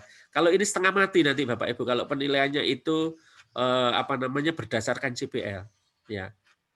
Belum ada contohnya di seluruh Indonesia SN Dikti, CPL SN Dikti itu kemudian bisa dinilai CPL-nya itu per item ya, belum ada ini. Rata-rata itu dilakukan setelah dikonversi sama perguruan tingginya. Jadi gini Bu, CPL Prodi yang seperti ini itu biasanya dibuat oleh Prodi mengacu pada 2. Satu mengacu pada CPL SN Dikti ini Bu. Yang satu lagi mengacu pada lembaga akreditasi internasional, gitu Bu ya. Jadi kalau saya boleh kasihkan ilustrasi gini Bu. Kasihkan ilustrasi seperti ini, contoh. Sebentar Bu, ini Bu. Ini slide saya ini Bu ya. Jadi dengan kelihatannya Bu, bisa begini Bu. Nah ini, ya. Nah, ini bagi prodi yang mengikuti akreditasi internasional, misalnya ini Bapak Ibu, akreditasinya adalah ikut ASIN, ini saya ambilkan subjek spesifik kriteria untuk prodi kimia, ASIN. ASIN itu ternyata Bapak Ibu setelah saya cari kepanjangannya apa, itu ternyata bahasa Jerman ini Bapak Ibu, saya tidak bisa baca ini Pak Ibu. Mungkin Bapak Ibu ada yang lulusan Jerman bisa menerjemahkan ini Bapak Ibu. Jangan kan menerjemahkan, membacanya aja saya tidak bisa ini. Tadi pagi saya WA anak saya yang kebetulan tinggal di Jerman ini Bapak Ibu. Anak saya nomor 1 sekolah di Bonn di Jerman, tapi sekarang sudah lulus. Tapi belum dibalas ini terjemahannya apa ini. Nah itu kalau di ASIN Bapak Ibu itu ada ini Bapak Ibu, ada CPL-nya itu ada spesialis kompetens ya, ada spesialis kompeten, itu unsur yang pertama. Nah terdiri dari ini Bapak Ibu, kalau bachelor itu ini, kalau master itu yang ini, yang sebelah kanan ini master Bapak Ibu ya. Have guidance chemistry relevant fundamental knowledge of mathematics and the natural science. Jadi pertama itu harus mempunyai kemampuan ini ya, kemampuan pengetahuan fundamental tentang matematika dan natural science yang terkait dengan bidang kimia gitu. Ya, dan seterusnya ya Bapak Ibu ya, saya tidak bacakan satu-satu. Ya, Bapak Ibu perhatikan cara menulisnya. Kan simpel-simpel ya Bapak Ibu ya cara menulisnya ini. Yang spesialis kompetens itu ada 10 Bapak Ibu. Ada 10. Ya, kalau asin. Lalu asin memberikan yang kedua. Ini adalah social competence untuk jurusan kimia. Ya, itu ada 1 2 3 5, ada 5. Ada 5 1 12 13 14 15. Ini Bapak Ibu. Untuk graduate profil ada 15 ya. Sedangkan kalau untuk S2 lebih sedikit lagi ini. Jadi antara S1 dan S2 itu CPL-nya dijejer gini Bapak Ibu, disandingkan supaya kelihatan gradasinya gitu Bapak Ibu ya. Kelihatan gradasinya. Lah bagi prodi-prodi yang mengikuti asin, nah ini prodi kimia ya, saya ambilkan dari karena asin itu setiap prodi CPL-nya berbeda Bu. Ya SSC-nya berbeda, istilahnya mereka SSC. Subjek spesifik kriterianya itu berbeda. Kimia SSC-nya nomor 9. Ya, di asin itu. Nomor 9, ya. Jadi ada nanti jurusan teknik kimia juga ada Bu asin ini, kebetulan di tempat saya teknik kimia maupun kimia sama-sama ikut asin ini Bu. Ya. Mungkin karena orang Surabaya ya Bu ya, suka asin-asin gitu ya. Kemudian Bapak Ibu, ini proses gini Bapak Ibu. Di CPL ya, CPL internasionalnya Bu, CPL 1, CPL 2, ini CPL prodi yang untuk internasional disusun. Nah, ini jumlahnya ya terserah prodinya, tapi biasanya tidak lebih dari CPL yang ditetapkan oleh lembaga internasional tadi akreditasi. Dia nyusun Bu, nyusun CPL internasionalnya seperti apa disusun sama mereka. Ya disusun.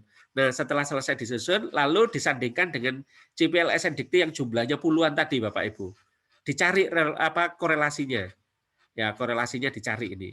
Karena CPL SNDikti ini kan disusun duluan ya Bapak Ibu ya. Disusun duluan sudah melalui proses himpunan, melalui himpunan ya, himpunan prodi yang sejenis atau asosiasi prodi yang sejenis Bapak Ibu, tentu tidak bisa kita abaikan ini ya, realnya kan itu. Lalu kita susun CPL yang sederhana tadi ya, untuk keperluan nanti mengikuti akreditasi internasional CPL 1, 2 dan seterusnya ini kita cari korelasinya dengan ini Bapak Ibu, matrik korelasinya dengan CPL SNDikti ya. Kalau sudah ketemu Bapak Ibu, langkah berikutnya adalah CPL prodi ini tadi Bapak Ibu, CPL prodi yang tadi sudah dimatrikan dengan SNDikti dicocokkan dengan punyanya lembaga internasional. Kalau ikut asin ya asin. Ya, kalau ikut RSC ya RSC kalau ada CPL-nya gitu ya Bapak Ibu, dicocokkan lagi, dimatrikan lagi. Ya. Nah, kalau sudah cocok Bapak Ibu, baik dengan SNDikti cocok, dengan lembaga akreditasi internasional sudah cocok Bapak Ibu, lalu yang dipakai ya ini Bapak Ibu CPL 1, 2, 3, 4 sampai 10 ini. Ya, yang dipakai itu SNDikti tadi sudah tidak dipakai lagi. Ya, dalam pengertian Bapak Ibu dipakai itu, dalam pengertian adalah nanti di dalam dokumen berikutnya. Tapi kontennya kan sudah disetarakan Bapak Ibu. Ya, sudah dikalibrate gitu ya kontennya ya, sudah disetarakan. Nah, nanti Bapak Ibu waktu ikut akreditasi internasional itu yang ditanya adalah CPL ini, prodi yang internasional ini. Yang ditanya oleh asin itu yang ini. Ya, ditanya adalah kesetaraannya dengan asin, sudah cocok atau tidak. Kalau sudah cocok, oke, baru ditanya berikutnya. Bagaimana cara mencapainya, bagaimana mahasiswa belajar, bagaimana cara menilainya, selalu ini CPL ini. Sudah tidak kembali lagi ke CPL-nya SNDikti, Bu. Ya, tidak kembali lagi ke SNDikti. Maksud saya itu Bapak Ibu. Jadi maksud saya yang ini, yang tadi yang sudah ini, ya ini Bapak Ibu CPL prodi kimia ini, kalau bisa Bapak ini sudah bagus cara menulisnya, kalau bisa dicari kaitannya dengan CPL ini Bapak Ibu, dengan CPL SNDikti ini yang segini banyak ini. Kaitannya apa sampai ketemu ini dalam bentuk matrik gitu Bapak Ibu, ya. Dalam bentuk matrik. Syukur alhamdulillah kalau mulai sekarang sudah bersiap-siap CPL 1 2 sampai 7 ini disesuaikan dengan CPL lembaga akreditasi yang mau diikuti Bapak Ibu, seperti dengan matrik saya tadi. Ya, Bapak Ibu ya, seperti itu. Bisa diikuti Bu Intan? Bisa Bapak ya, Pak. Ya, bisa diikuti ya. Tapi saya tidak masuk ke substansi ini, Bu. Ya. Boleh Bapak izin ini untuk menanyakan yang sub tadi Pak ya, sub CPL-nya tadi. Oh ya, Yang Bu. bagian 4 tadi Bu ya. Ya, yang ya bagian ini. 4 itu kami memasukkan sub-sub ini karena ada bidang konsentrasi dalam mata kuliah itu kan misalnya ke bidang kimia organik, kimia fisik, kimia analitik. Makanya dalam CPL yang keempat ini kami masukkan lagi ke dalam sub-subnya supaya lebih tergambarkan bidang keilmuannya tadi Bapak. Oh ya, itu Bidang memang kimia cara organik. berpikir Nah, kita, ini Bu. lebih spesifik lagi gitu Pak. Iya. Itu memang cara berpikir kita begitu, Bu. Jadi waktu kita menyusun CPL SN Dikti, itu ada bidang konsentrasi kan. Di kimia ada berapa, Bu? Ada kimia. 5 Oh, sama bidang dengan teman saya. konsentrasi. Teman saya juga ada 5, Bu. Ya, ada 5. Jadi tempat saya juga ada 5, Bu. Jadi begitu kita menyusun CPL itu berdebat ini, Bu. 5 konsentrasi ini enggak mau dikurangi sedikit pun, minta sejajar ini, Bu. Ya kan gitu? Iya. Ya, di tempat saya ada bidang 5. Tapi kemudian setelah dirunding, ya tidak perlu 5 itu satu-satu begitu. Langsung satu CPL ya di dalamnya bidangnya dicantumkan aja di situ. Ya. Misalnya memiliki kemampuan desain ya dan analisis untuk bidang yang 5 tadi, bla koma gitu kan. Ya. Nanti diuraikan di mata kuliah, di mata kuliah konsentrasi. Ya enggak perlu nampak di CPL-nya, enggak perlu. Ibu perhatikan yang Lembaga Akuntansi Internasional tadi kan juga gitu caranya. Ya, secara umum. Iya, tapi kita karena orang Indonesia itu kan minta detail, Bu. Minta detail, semuanya minta detail. Ya, biar lebih spesifik. Konsentrasi itu, tapi begitu tiba saatnya nanti itu harus dicapai di dalam proses pembelajaran, harus dinilai CPL-nya mulai, Bu. Mulai di situ dia. Ya, kesulitannya akan nampak di situ nanti, ya Bu ya. Ya, kesulitannya nampak di situ. Nah ini Bu, memang CPL kayak gini ini belum tahu rasanya bagaimana kalau ikut akreditasi internasional. Nanti begitu tahu rasanya mengikuti akreditasi internasional, kita akan menyadari kalau CPL yang terlalu detail-detail seperti ini itu merepotkan kita nanti. Iya. Ya, sama dengan mata kuliah, Bu. Mata kuliah itu kalau sebelum kita ikut akreditasi internasional itu cenderung CPL-nya banyak, Bu. Satu mata kuliah 2 SKS itu bisa CPL-nya 5, 6, bahkan ada yang 10, Bu, satu mata kuliah itu. Karena dosen pada saat itu selalu bilang gini, oh CPL ini cocok dengan mata kuliah saya, ini cocok dengan mata kuliah saya gitu ya. Jadi satu mata kuliah 2 SKS itu bisa 5 sampai 10, Bu, CPL-nya. Nah, begitu Bu ikut akreditasi internasional, setiap kita ketemu dengan evaluator atau asesor selalu ditanya, mata kuliahmu ini CPL-nya mana? Ya, oh ini Pak. Bagaimana cara mencapai CPL ini? Bagaimana cara menilainya? Bagaimana kalau ada mahasiswa fail di CPL ini? Baru kita menyadari sekarang, waduh, kalau gitu CPL banyak-banyak itu memberatkan kita juga ya. Akhirnya sekarang di tempat saya, Bu, setiap mata kuliah itu kalau ada perubahan kurikulum, selalu dosennya defend. Ya, dia minta 2 atau 3, saya 3 aja lah, jangan banyak-banyak CPL-nya. Artinya kalau punya mobil itu tidak mau dimuati banyak-banyak. Jadi di situ sering debat dengan dosen, dengan kaprodinya. Ya Kaprodi, tolonglah ini CPL ini dibebankan di sini. Berat ini, jangan di tempat saya. Bagaimana kalau di tempat saya, di tempat yang lain gitu. Jadi lebih difokuskan ke keterampilan ininya ya Pak, ya. Keterampilan khusus. Ya, jadi dosen sekarang lebih selektif dengan memilih CPL. Ini bagus, Bu. Berarti dosen itu care dengan CPL. Ya care betul bahwasanya untuk mencapai CPL itu di mata kuliah dia penuh perhitungan gitu ya. Ya. Yang paling sulit sekarang itu yang kalau di tempat kita sains itu kan yang sikap itu Bu, yang paling sulit ya. Yang ada unsur-unsur sikap. Itu rata-rata dosen itu yang senengnya ya kalau enggak yang ada unsur pengetahuan keterampilan gitu ya, itu paling sukanya. Tapi begitu dibebani sikap agak waduh ini agak susah ini kalau sikap ini gitu ya. Paling yang diambil sikap-sikap yang sifatnya agak lebih eksplisit ya Bu ya. Eksplisit misalnya kemampuan presentasi itu diambil sama dia. Kolaborasi diambil ya. Yang gitu-gitu aja lah, Bu.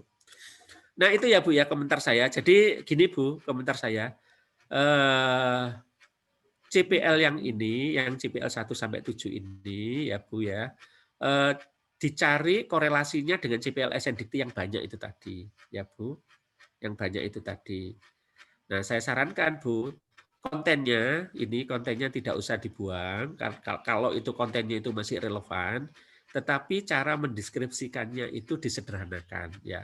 Gaya itu tadi loh Bu. kayak apa namanya bidang di bidang apa akreditasi internasional itu loh Bu. Iya, Pak. Ya, seperti itu Bu. Saya kasih contoh ya Bu ya. Mohon maaf ini. Dan nggak saya punya contoh ini Bu. Nah ini Bu, kasih contoh ini Bu.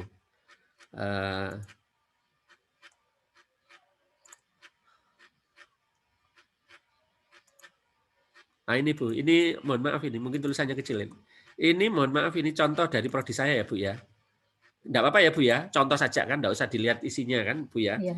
Ini CPL kita yang dari sekitar 40 tadi, 40 SNDikti tadi menjadi 12. Kita mengikuti akreditasi 2, mengikuti akreditasi IAB sama sertifikasi on QA ya 3 tahun yang lalu Bapak Ibu. 3 tahun yang lalu. Di tempat saya ada ini Bu, ada 5 konsentrasi seperti tempatnya Ibu juga, kimia. Tempat saya itu ada 5 konsentrasi. Nah, akhirnya apa yang dituliskan Bu? Ini ya dituliskan begini, kalau harus memasukkan mampu merancang sistem proses bidang teknik fisika, sudah selesai Bu. Sudah bidang teknik fisika itu di dalamnya ada 5 konsentrasi itu. Ya, 5 konsentrasi. Nanti munculnya 5 konsentrasi itu di mata kuliah. Pada saat CPL-nya ini dipakai di mata kuliah konsentrasi, muncul Bu, detailnya. Gitu, Bu. Tetapi membuat seperti ini, Bu, ya, mampu merancang komponen proses dalam bidang teknik fisika, ini debatnya panjang, Bu. Karena rata-rata dosen di konsentrasi itu minta detail, gitu, Bu. Harus didetailkan di CPL ini.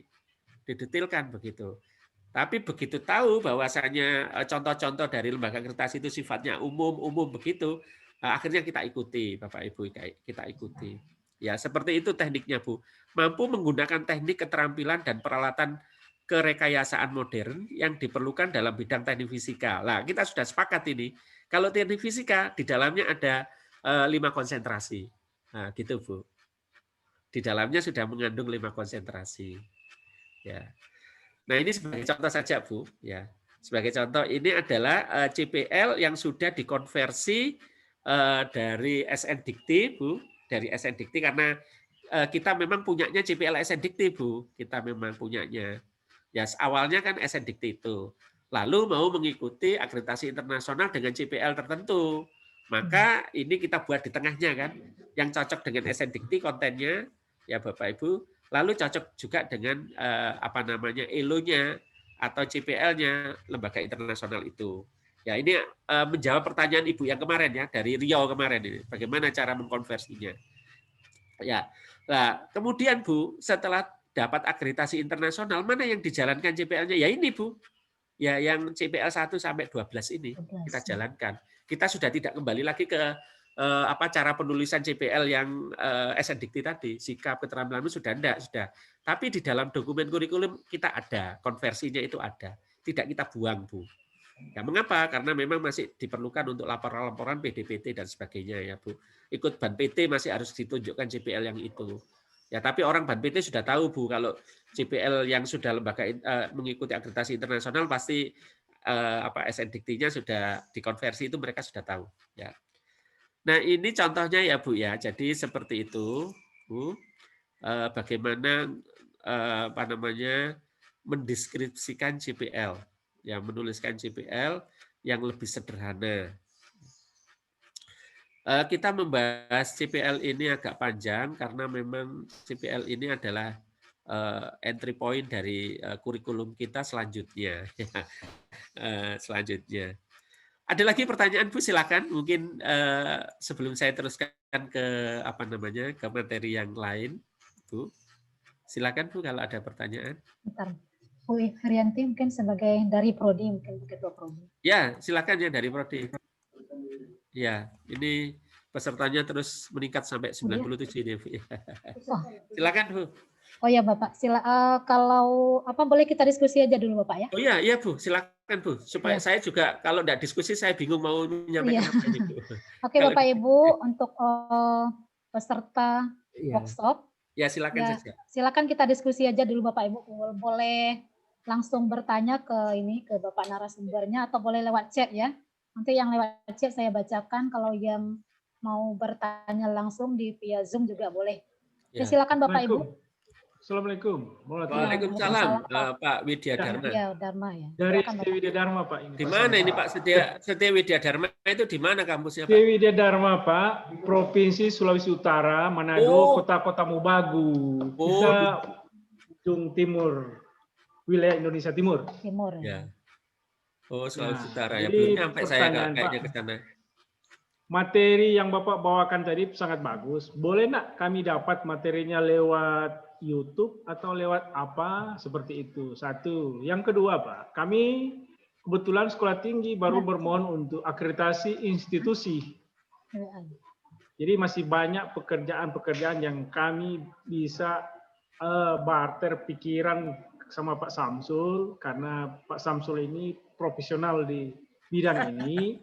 Kami sangat memerlukan ilmunya Bapak, utamanya tadi Excel ban PT itu Pak yang kami belum dapat, yang ada contoh-contoh seperti itu Pak, karena ini kami baru untuk mengajukan akreditasi institusi Pak. Ya, Pak. Kalau materinya Bapak kami salut, bagus, tapi kami lebih menyederhanakan lagi karena kami sekolah tinggi Pak. Jadi memang mudah-mudahan mendekati sama dengan sekolahnya Bapak. Terima kasih. Assalamualaikum warahmatullahi wabarakatuh Pak Samsul. Ya, ya. Ya, sekolah tinggi juga hebat-hebat Pak. Saya sering datang ke STI Perbada Surabaya, itu luar biasa itu juga. Ya, iya. Jadi ya apa namanya, walaupun sekolah tinggi tidak menutup kemungkinan bisa luar biasa Bapak Ibu prestasinya ya. Nah kan sekolah tinggi itu hanya jumlah prodinya saja sebenarnya, tapi prestasinya kan tidak ada yang bisa menghalangi kan ya. Ya banyak benar. Sekolah tinggi yang sudah terakreditasi internasional banyak kok Pak. Ya. Oh iya. Ya. Ya saya sendiri karena kurikulum ini sudah geluti sejak tahun 98 Bapak Ibu. Wah, 98. Ya sudah 98 saya sudah menggeluti tentang kurikulum dan pembelajaran. Ya sebenarnya ya. Alhamdulillah orangnya jago sekali. Jadi ya lebih banyak sebagai apa namanya pengalaman aja Bapak. Kalau pakar juga enggak, ahli juga enggak. Ya. Ahli itu biasanya selalu dicirikan dengan publikasi, jadi prestasi akademik. Kalau saya kan enggak, ya saya hanya pekerjaan saya sejak 98 ya tidak jauh-jauh dari kurikulum, tidak jauh-jauh. Ya Bapak, ya oke. Apa yang diperlukan? Izin komunikasi langsung dengan Pak Samsul Arifin. Ya Pak Cecep. Tadi kan ada pertanyaan ya Pak Widya ya, hanya komentar aja. Materinya Pak kami bisa dapatkan di mana? Ya nanti dikirim Bapak ke panitia aja Pak ya, emailnya satu pintu. Bapak. Ya lewat panitia. Ya nanti dikirim ke email Bapak. Ya, tapi kalau kurikulumnya kimia sepenuhnya itu adalah otoritasnya Bu Intan CS ini, Bu Dian. Iya Pak. Terima kasih Pak. Karena dokumen kurikulum itu adalah resep. Izin komunikasi langsung Pak. Ya silakan Pak Samsul Arifin. Ya terima kasih Pak Samsul Arifin. Kurang lebih hari kemarin dengan hari ini saya memantau penuh karena memang sama juga konsultan di akreditasi juga. Saya ini kebetulan kurikulum sebagai di kampus perumus kurikulum juga, ketua penanggung jawab akreditasi dan LPPM.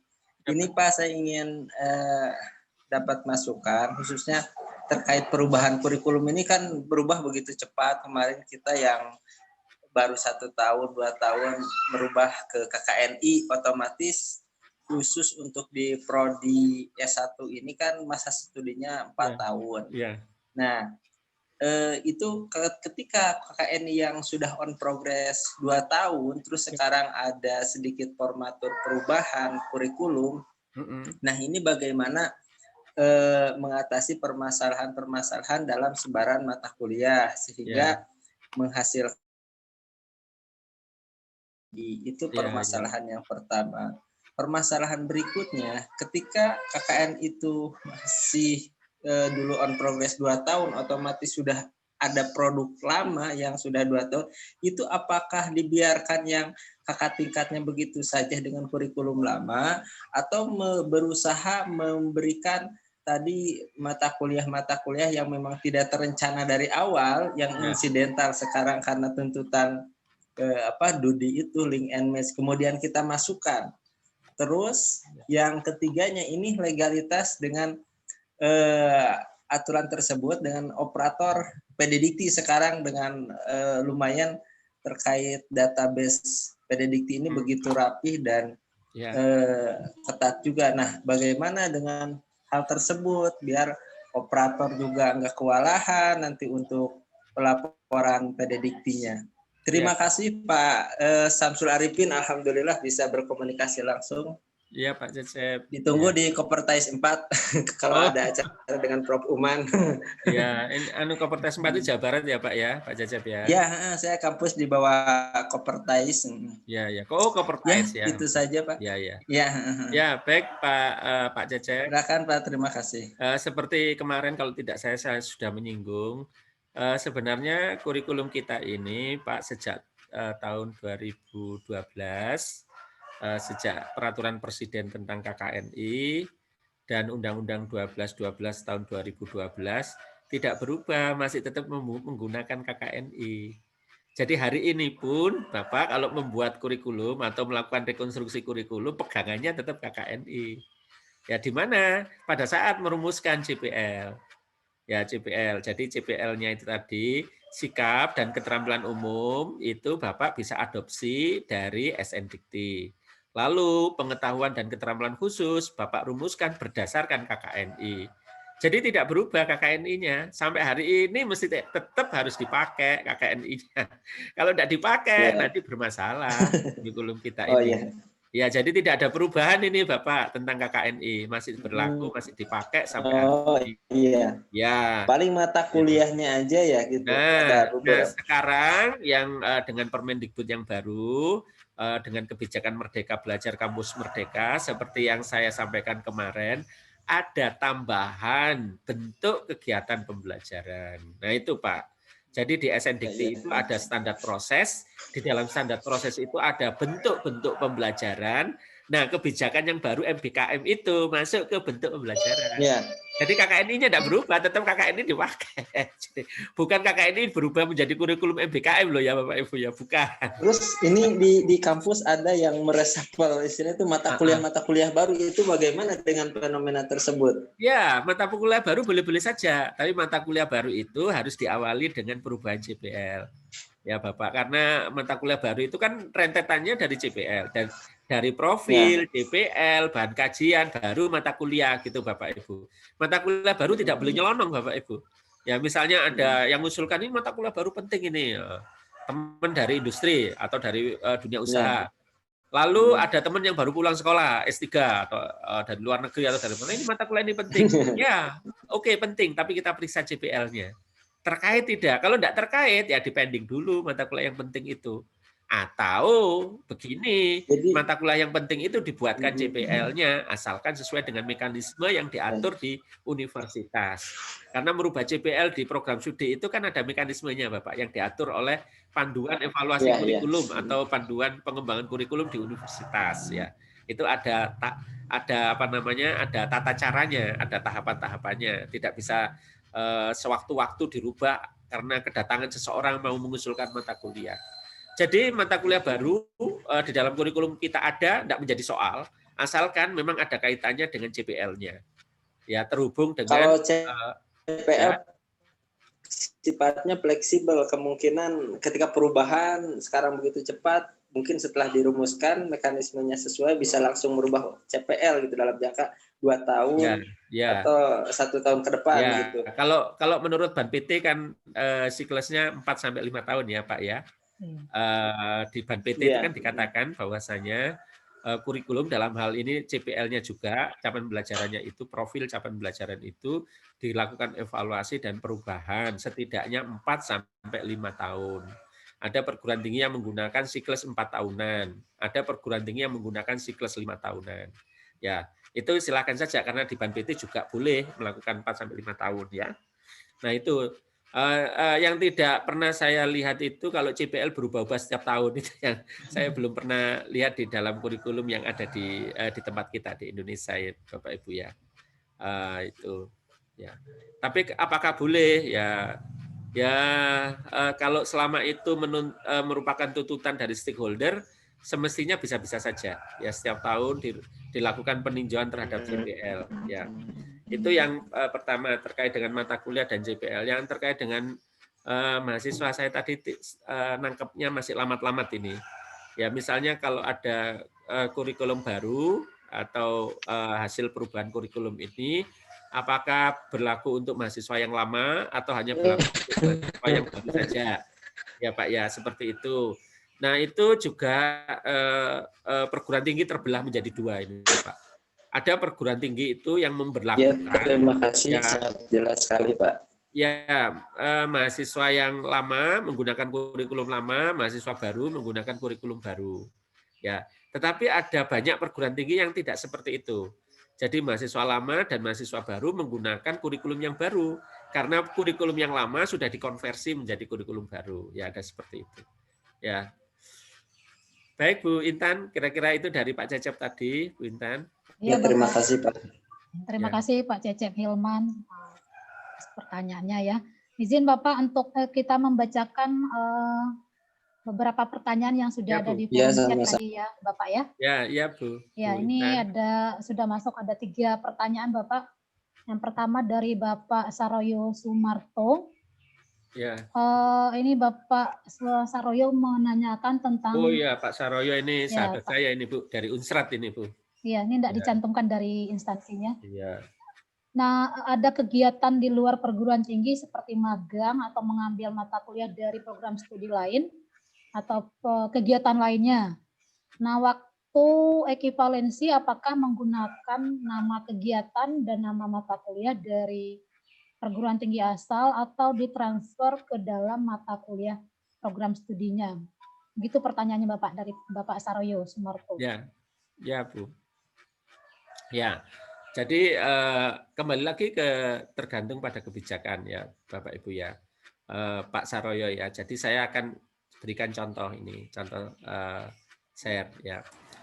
Kalau di ITS kebijakannya seperti ini Bapak Ibu. Jadi mata kuliah yang diambil dari perguruan tinggi lain ya atau dari prodi yang berbeda itu dimasukkan di dalam kurikulum sesuai dengan nama dan kode mata kuliah bobot SKS-nya dari tempat dia belajar. Dimasukkan di situ. Ya, sudah dimasukkan seperti itu. Tidak perlu dikonversi. Ya, tidak perlu dikonversi.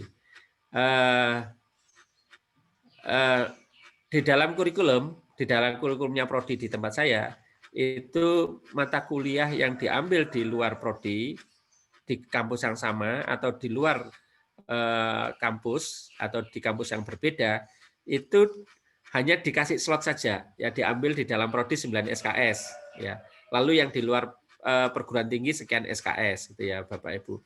Begitu dibawa ya setelah dia belajar dari kegiatan belajar di luar prodi itu masuk ke kurikulumnya ya, itu menggunakan nama mata kuliah yang dia tempat belajar ya, dia tempat belajar, termasuk Bapak Ibu mata kuliah yang diambil di perguruan tinggi di luar negeri, sama seperti itu. Masuknya adalah dengan nama mata kuliah yang ada di sana.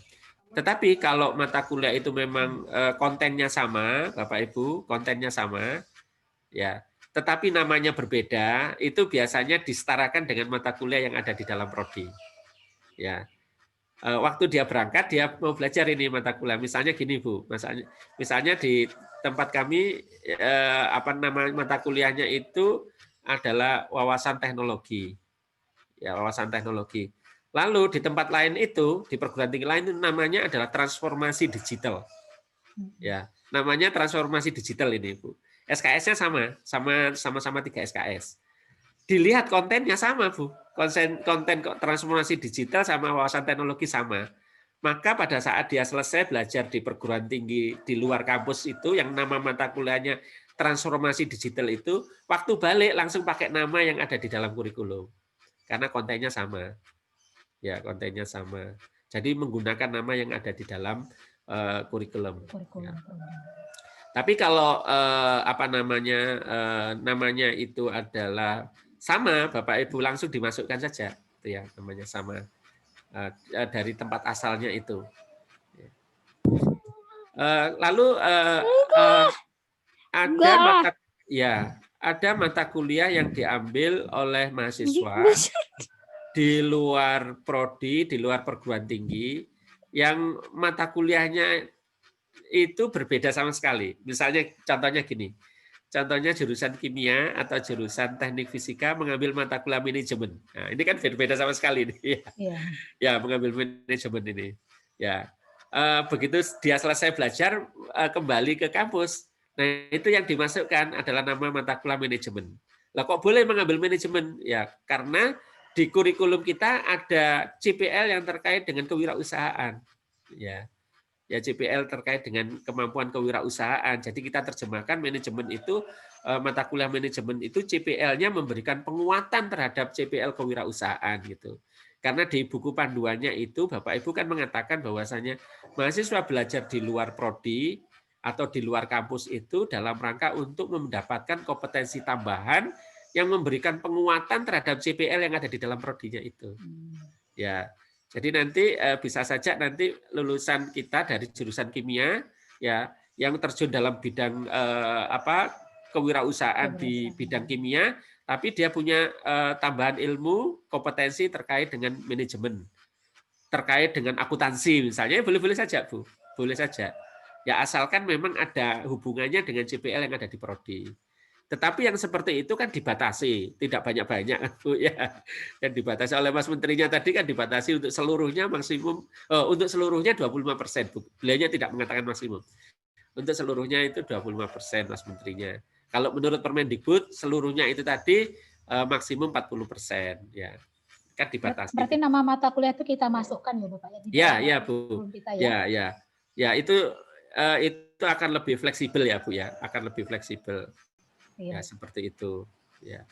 Dan kalau saya kegiatan DPT akan bekerja seperti itu Pak Saroyo ya. Kalau ini kegiatan seperti misalnya magang atau pertukaran pelajar atau misalnya asisten peneliti, perlu enggak kita transfer ke dalam nama mata kuliah yang CPL-nya itu sama dengan kegiatan itu Pak? Ya Pak Saroyo, ini yang kemarin sempat juga sedikit kita singgung ya. Jadi di buku panduan itu ada 3 bentuk kan, bentuk free form, bentuk structure form, dan kombinasi. Kalau bentuk free form itu magang, ya magang, internship atau KKNT atau satuan mengajar di satuan pendidikan, itu nama mata kuliah di dalam kurikulum. Jadi misalnya magang, nama mata kuliah magang kode sekian, SKS-nya 20. Nah itu tidak perlu dikonversi itu Pak Saroya, itu tidak perlu dikonversi. Tetapi yang nomor 1 ini, free form ini saya belum ketemu di universitas. Ya di pendidikan akademik belum ketemu. Yang saya temukan adalah di pendidikan vokasi di Politeknik, Bapak. Jadi kebetulan saya juga di tim magang di Politeknik pendidikan tinggi vokasi. Bapak Ibu, kemarin kita menyusun buku panduan magang. Mereka magang di vokasi itu adalah wajib. Kalau kita magangnya opsi kan, yang magang yang MBKM ini opsi. Kalau mereka magang MBKM-nya itu adalah kewajiban. Jadi beberapa politeknik, Bapak, tidak seluruhnya, beberapa politeknik itu magang 1 semester itu nama mata kuliah, Pak Saroyo.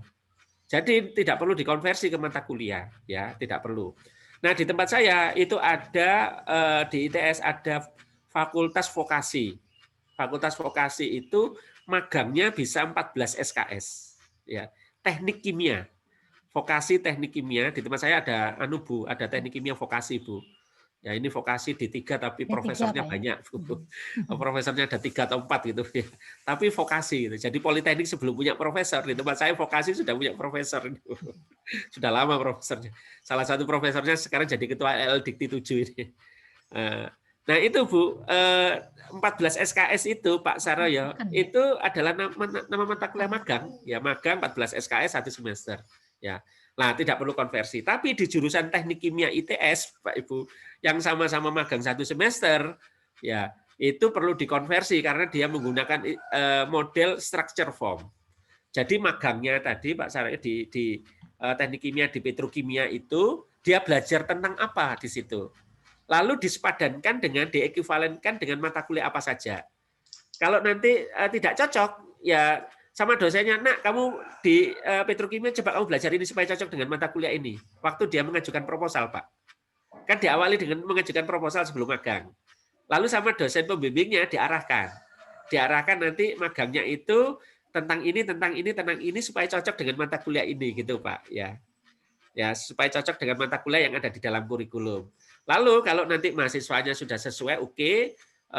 Dosennya memberikan persetujuan, dia berangkat magang, selesai mata kuliahnya itu magangnya selesai, dapat nilai dari pembimbing luar dan dalam. Nah, nilai itu nanti dikonversi ke mata kuliah, Pak, sesuai dengan CPL-nya. Nah, di sini peran dari logbook penting. Ya, di dalam buku panduan itu menggunakan istilah logbook, tetapi kalau di pendidikan itu menggunakan istilah portofolio. Jadi selama magang itu ada semacam buku logbook begitu, setiap minggunya dia belajar apa, untuk CPL yang mana nilainya berapa, apa tugas yang dikerjakan nilainya berapa. Jadi ada logbooknya. Nah, di tempat saya logbooknya ini dibuat online, Bapak Ibu, karena ya tidak mungkin dalam bentuk hard copy kan, karena dosen pembimbingnya ada di kampus. Jadi secara online dia mahasiswa memasukkan setiap minggu kegiatan belajarnya apa untuk CPL tertentu, lalu luarannya apa, dosennya memberikan umpan balik dan bahkan memberikan penilaian. Itu ya, Pak. Masuk ke mata kuliah ini, Pak Saraya. Setelah masuk ke mata kuliah, ada pertanyaan berikutnya, walaupun ini belum terjadi ini, Pak. Jadi masih baru tanya ke saya, ada pertanyaan tim di ITS. Lalu magangnya kan tidak kelihatan, Pak Samsul. Ya, magangnya ini kamu tulis di SKPI. Ya, jadi waktu magang itu di petrokimia itu dia mendapat kompetensi tambahan apa saja ditulis di SKPI. Ya, sehingga magangnya tadi nilainya masuk melalui mata kuliah, sedangkan kegiatan magang dengan kompetensi tambahannya terekam di SKPI. Gitu, Pak ya. Salah satu solusinya. Terus ya setuju mereka, ya setuju, masuk akal ini Pak Samsul, masuk akal gitu ya. Masuk akal. Jadi magangnya, internshipnya tidak kehilangan, Bapak. Tidak kehilangan jejaknya gitu ya, tetap ada jejaknya. Nah, nilainya masuk ke mata kuliah, Pak. Nah, yang ini, Pak, di dalam hibah ini diminta untuk membuat sistem konversi nilai itu tadi. Ya. Nah, yang ketiga, Pak Saroya, adalah kombinasi antara keduanya. Ya, jadi dikombinasi, Pak. Jadi waktu magang di industri itu untuk akademik misalnya tidak bisa tembus 20 SKS. Cuman bisa seperti tadi, cuman 14 SKS. Ya, setelah diekuivalen dengan mata kuliah hanya 14 SKS ini. Ya. Lalu sisanya 6 SKS dari mana? Sisanya 6 SKS dilengkapi dengan mengambil mata kuliah secara daring. Ya. Jadi beberapa mata kuliah dilakukan secara daring. Ini juga pelik ini, Bapak Ibu.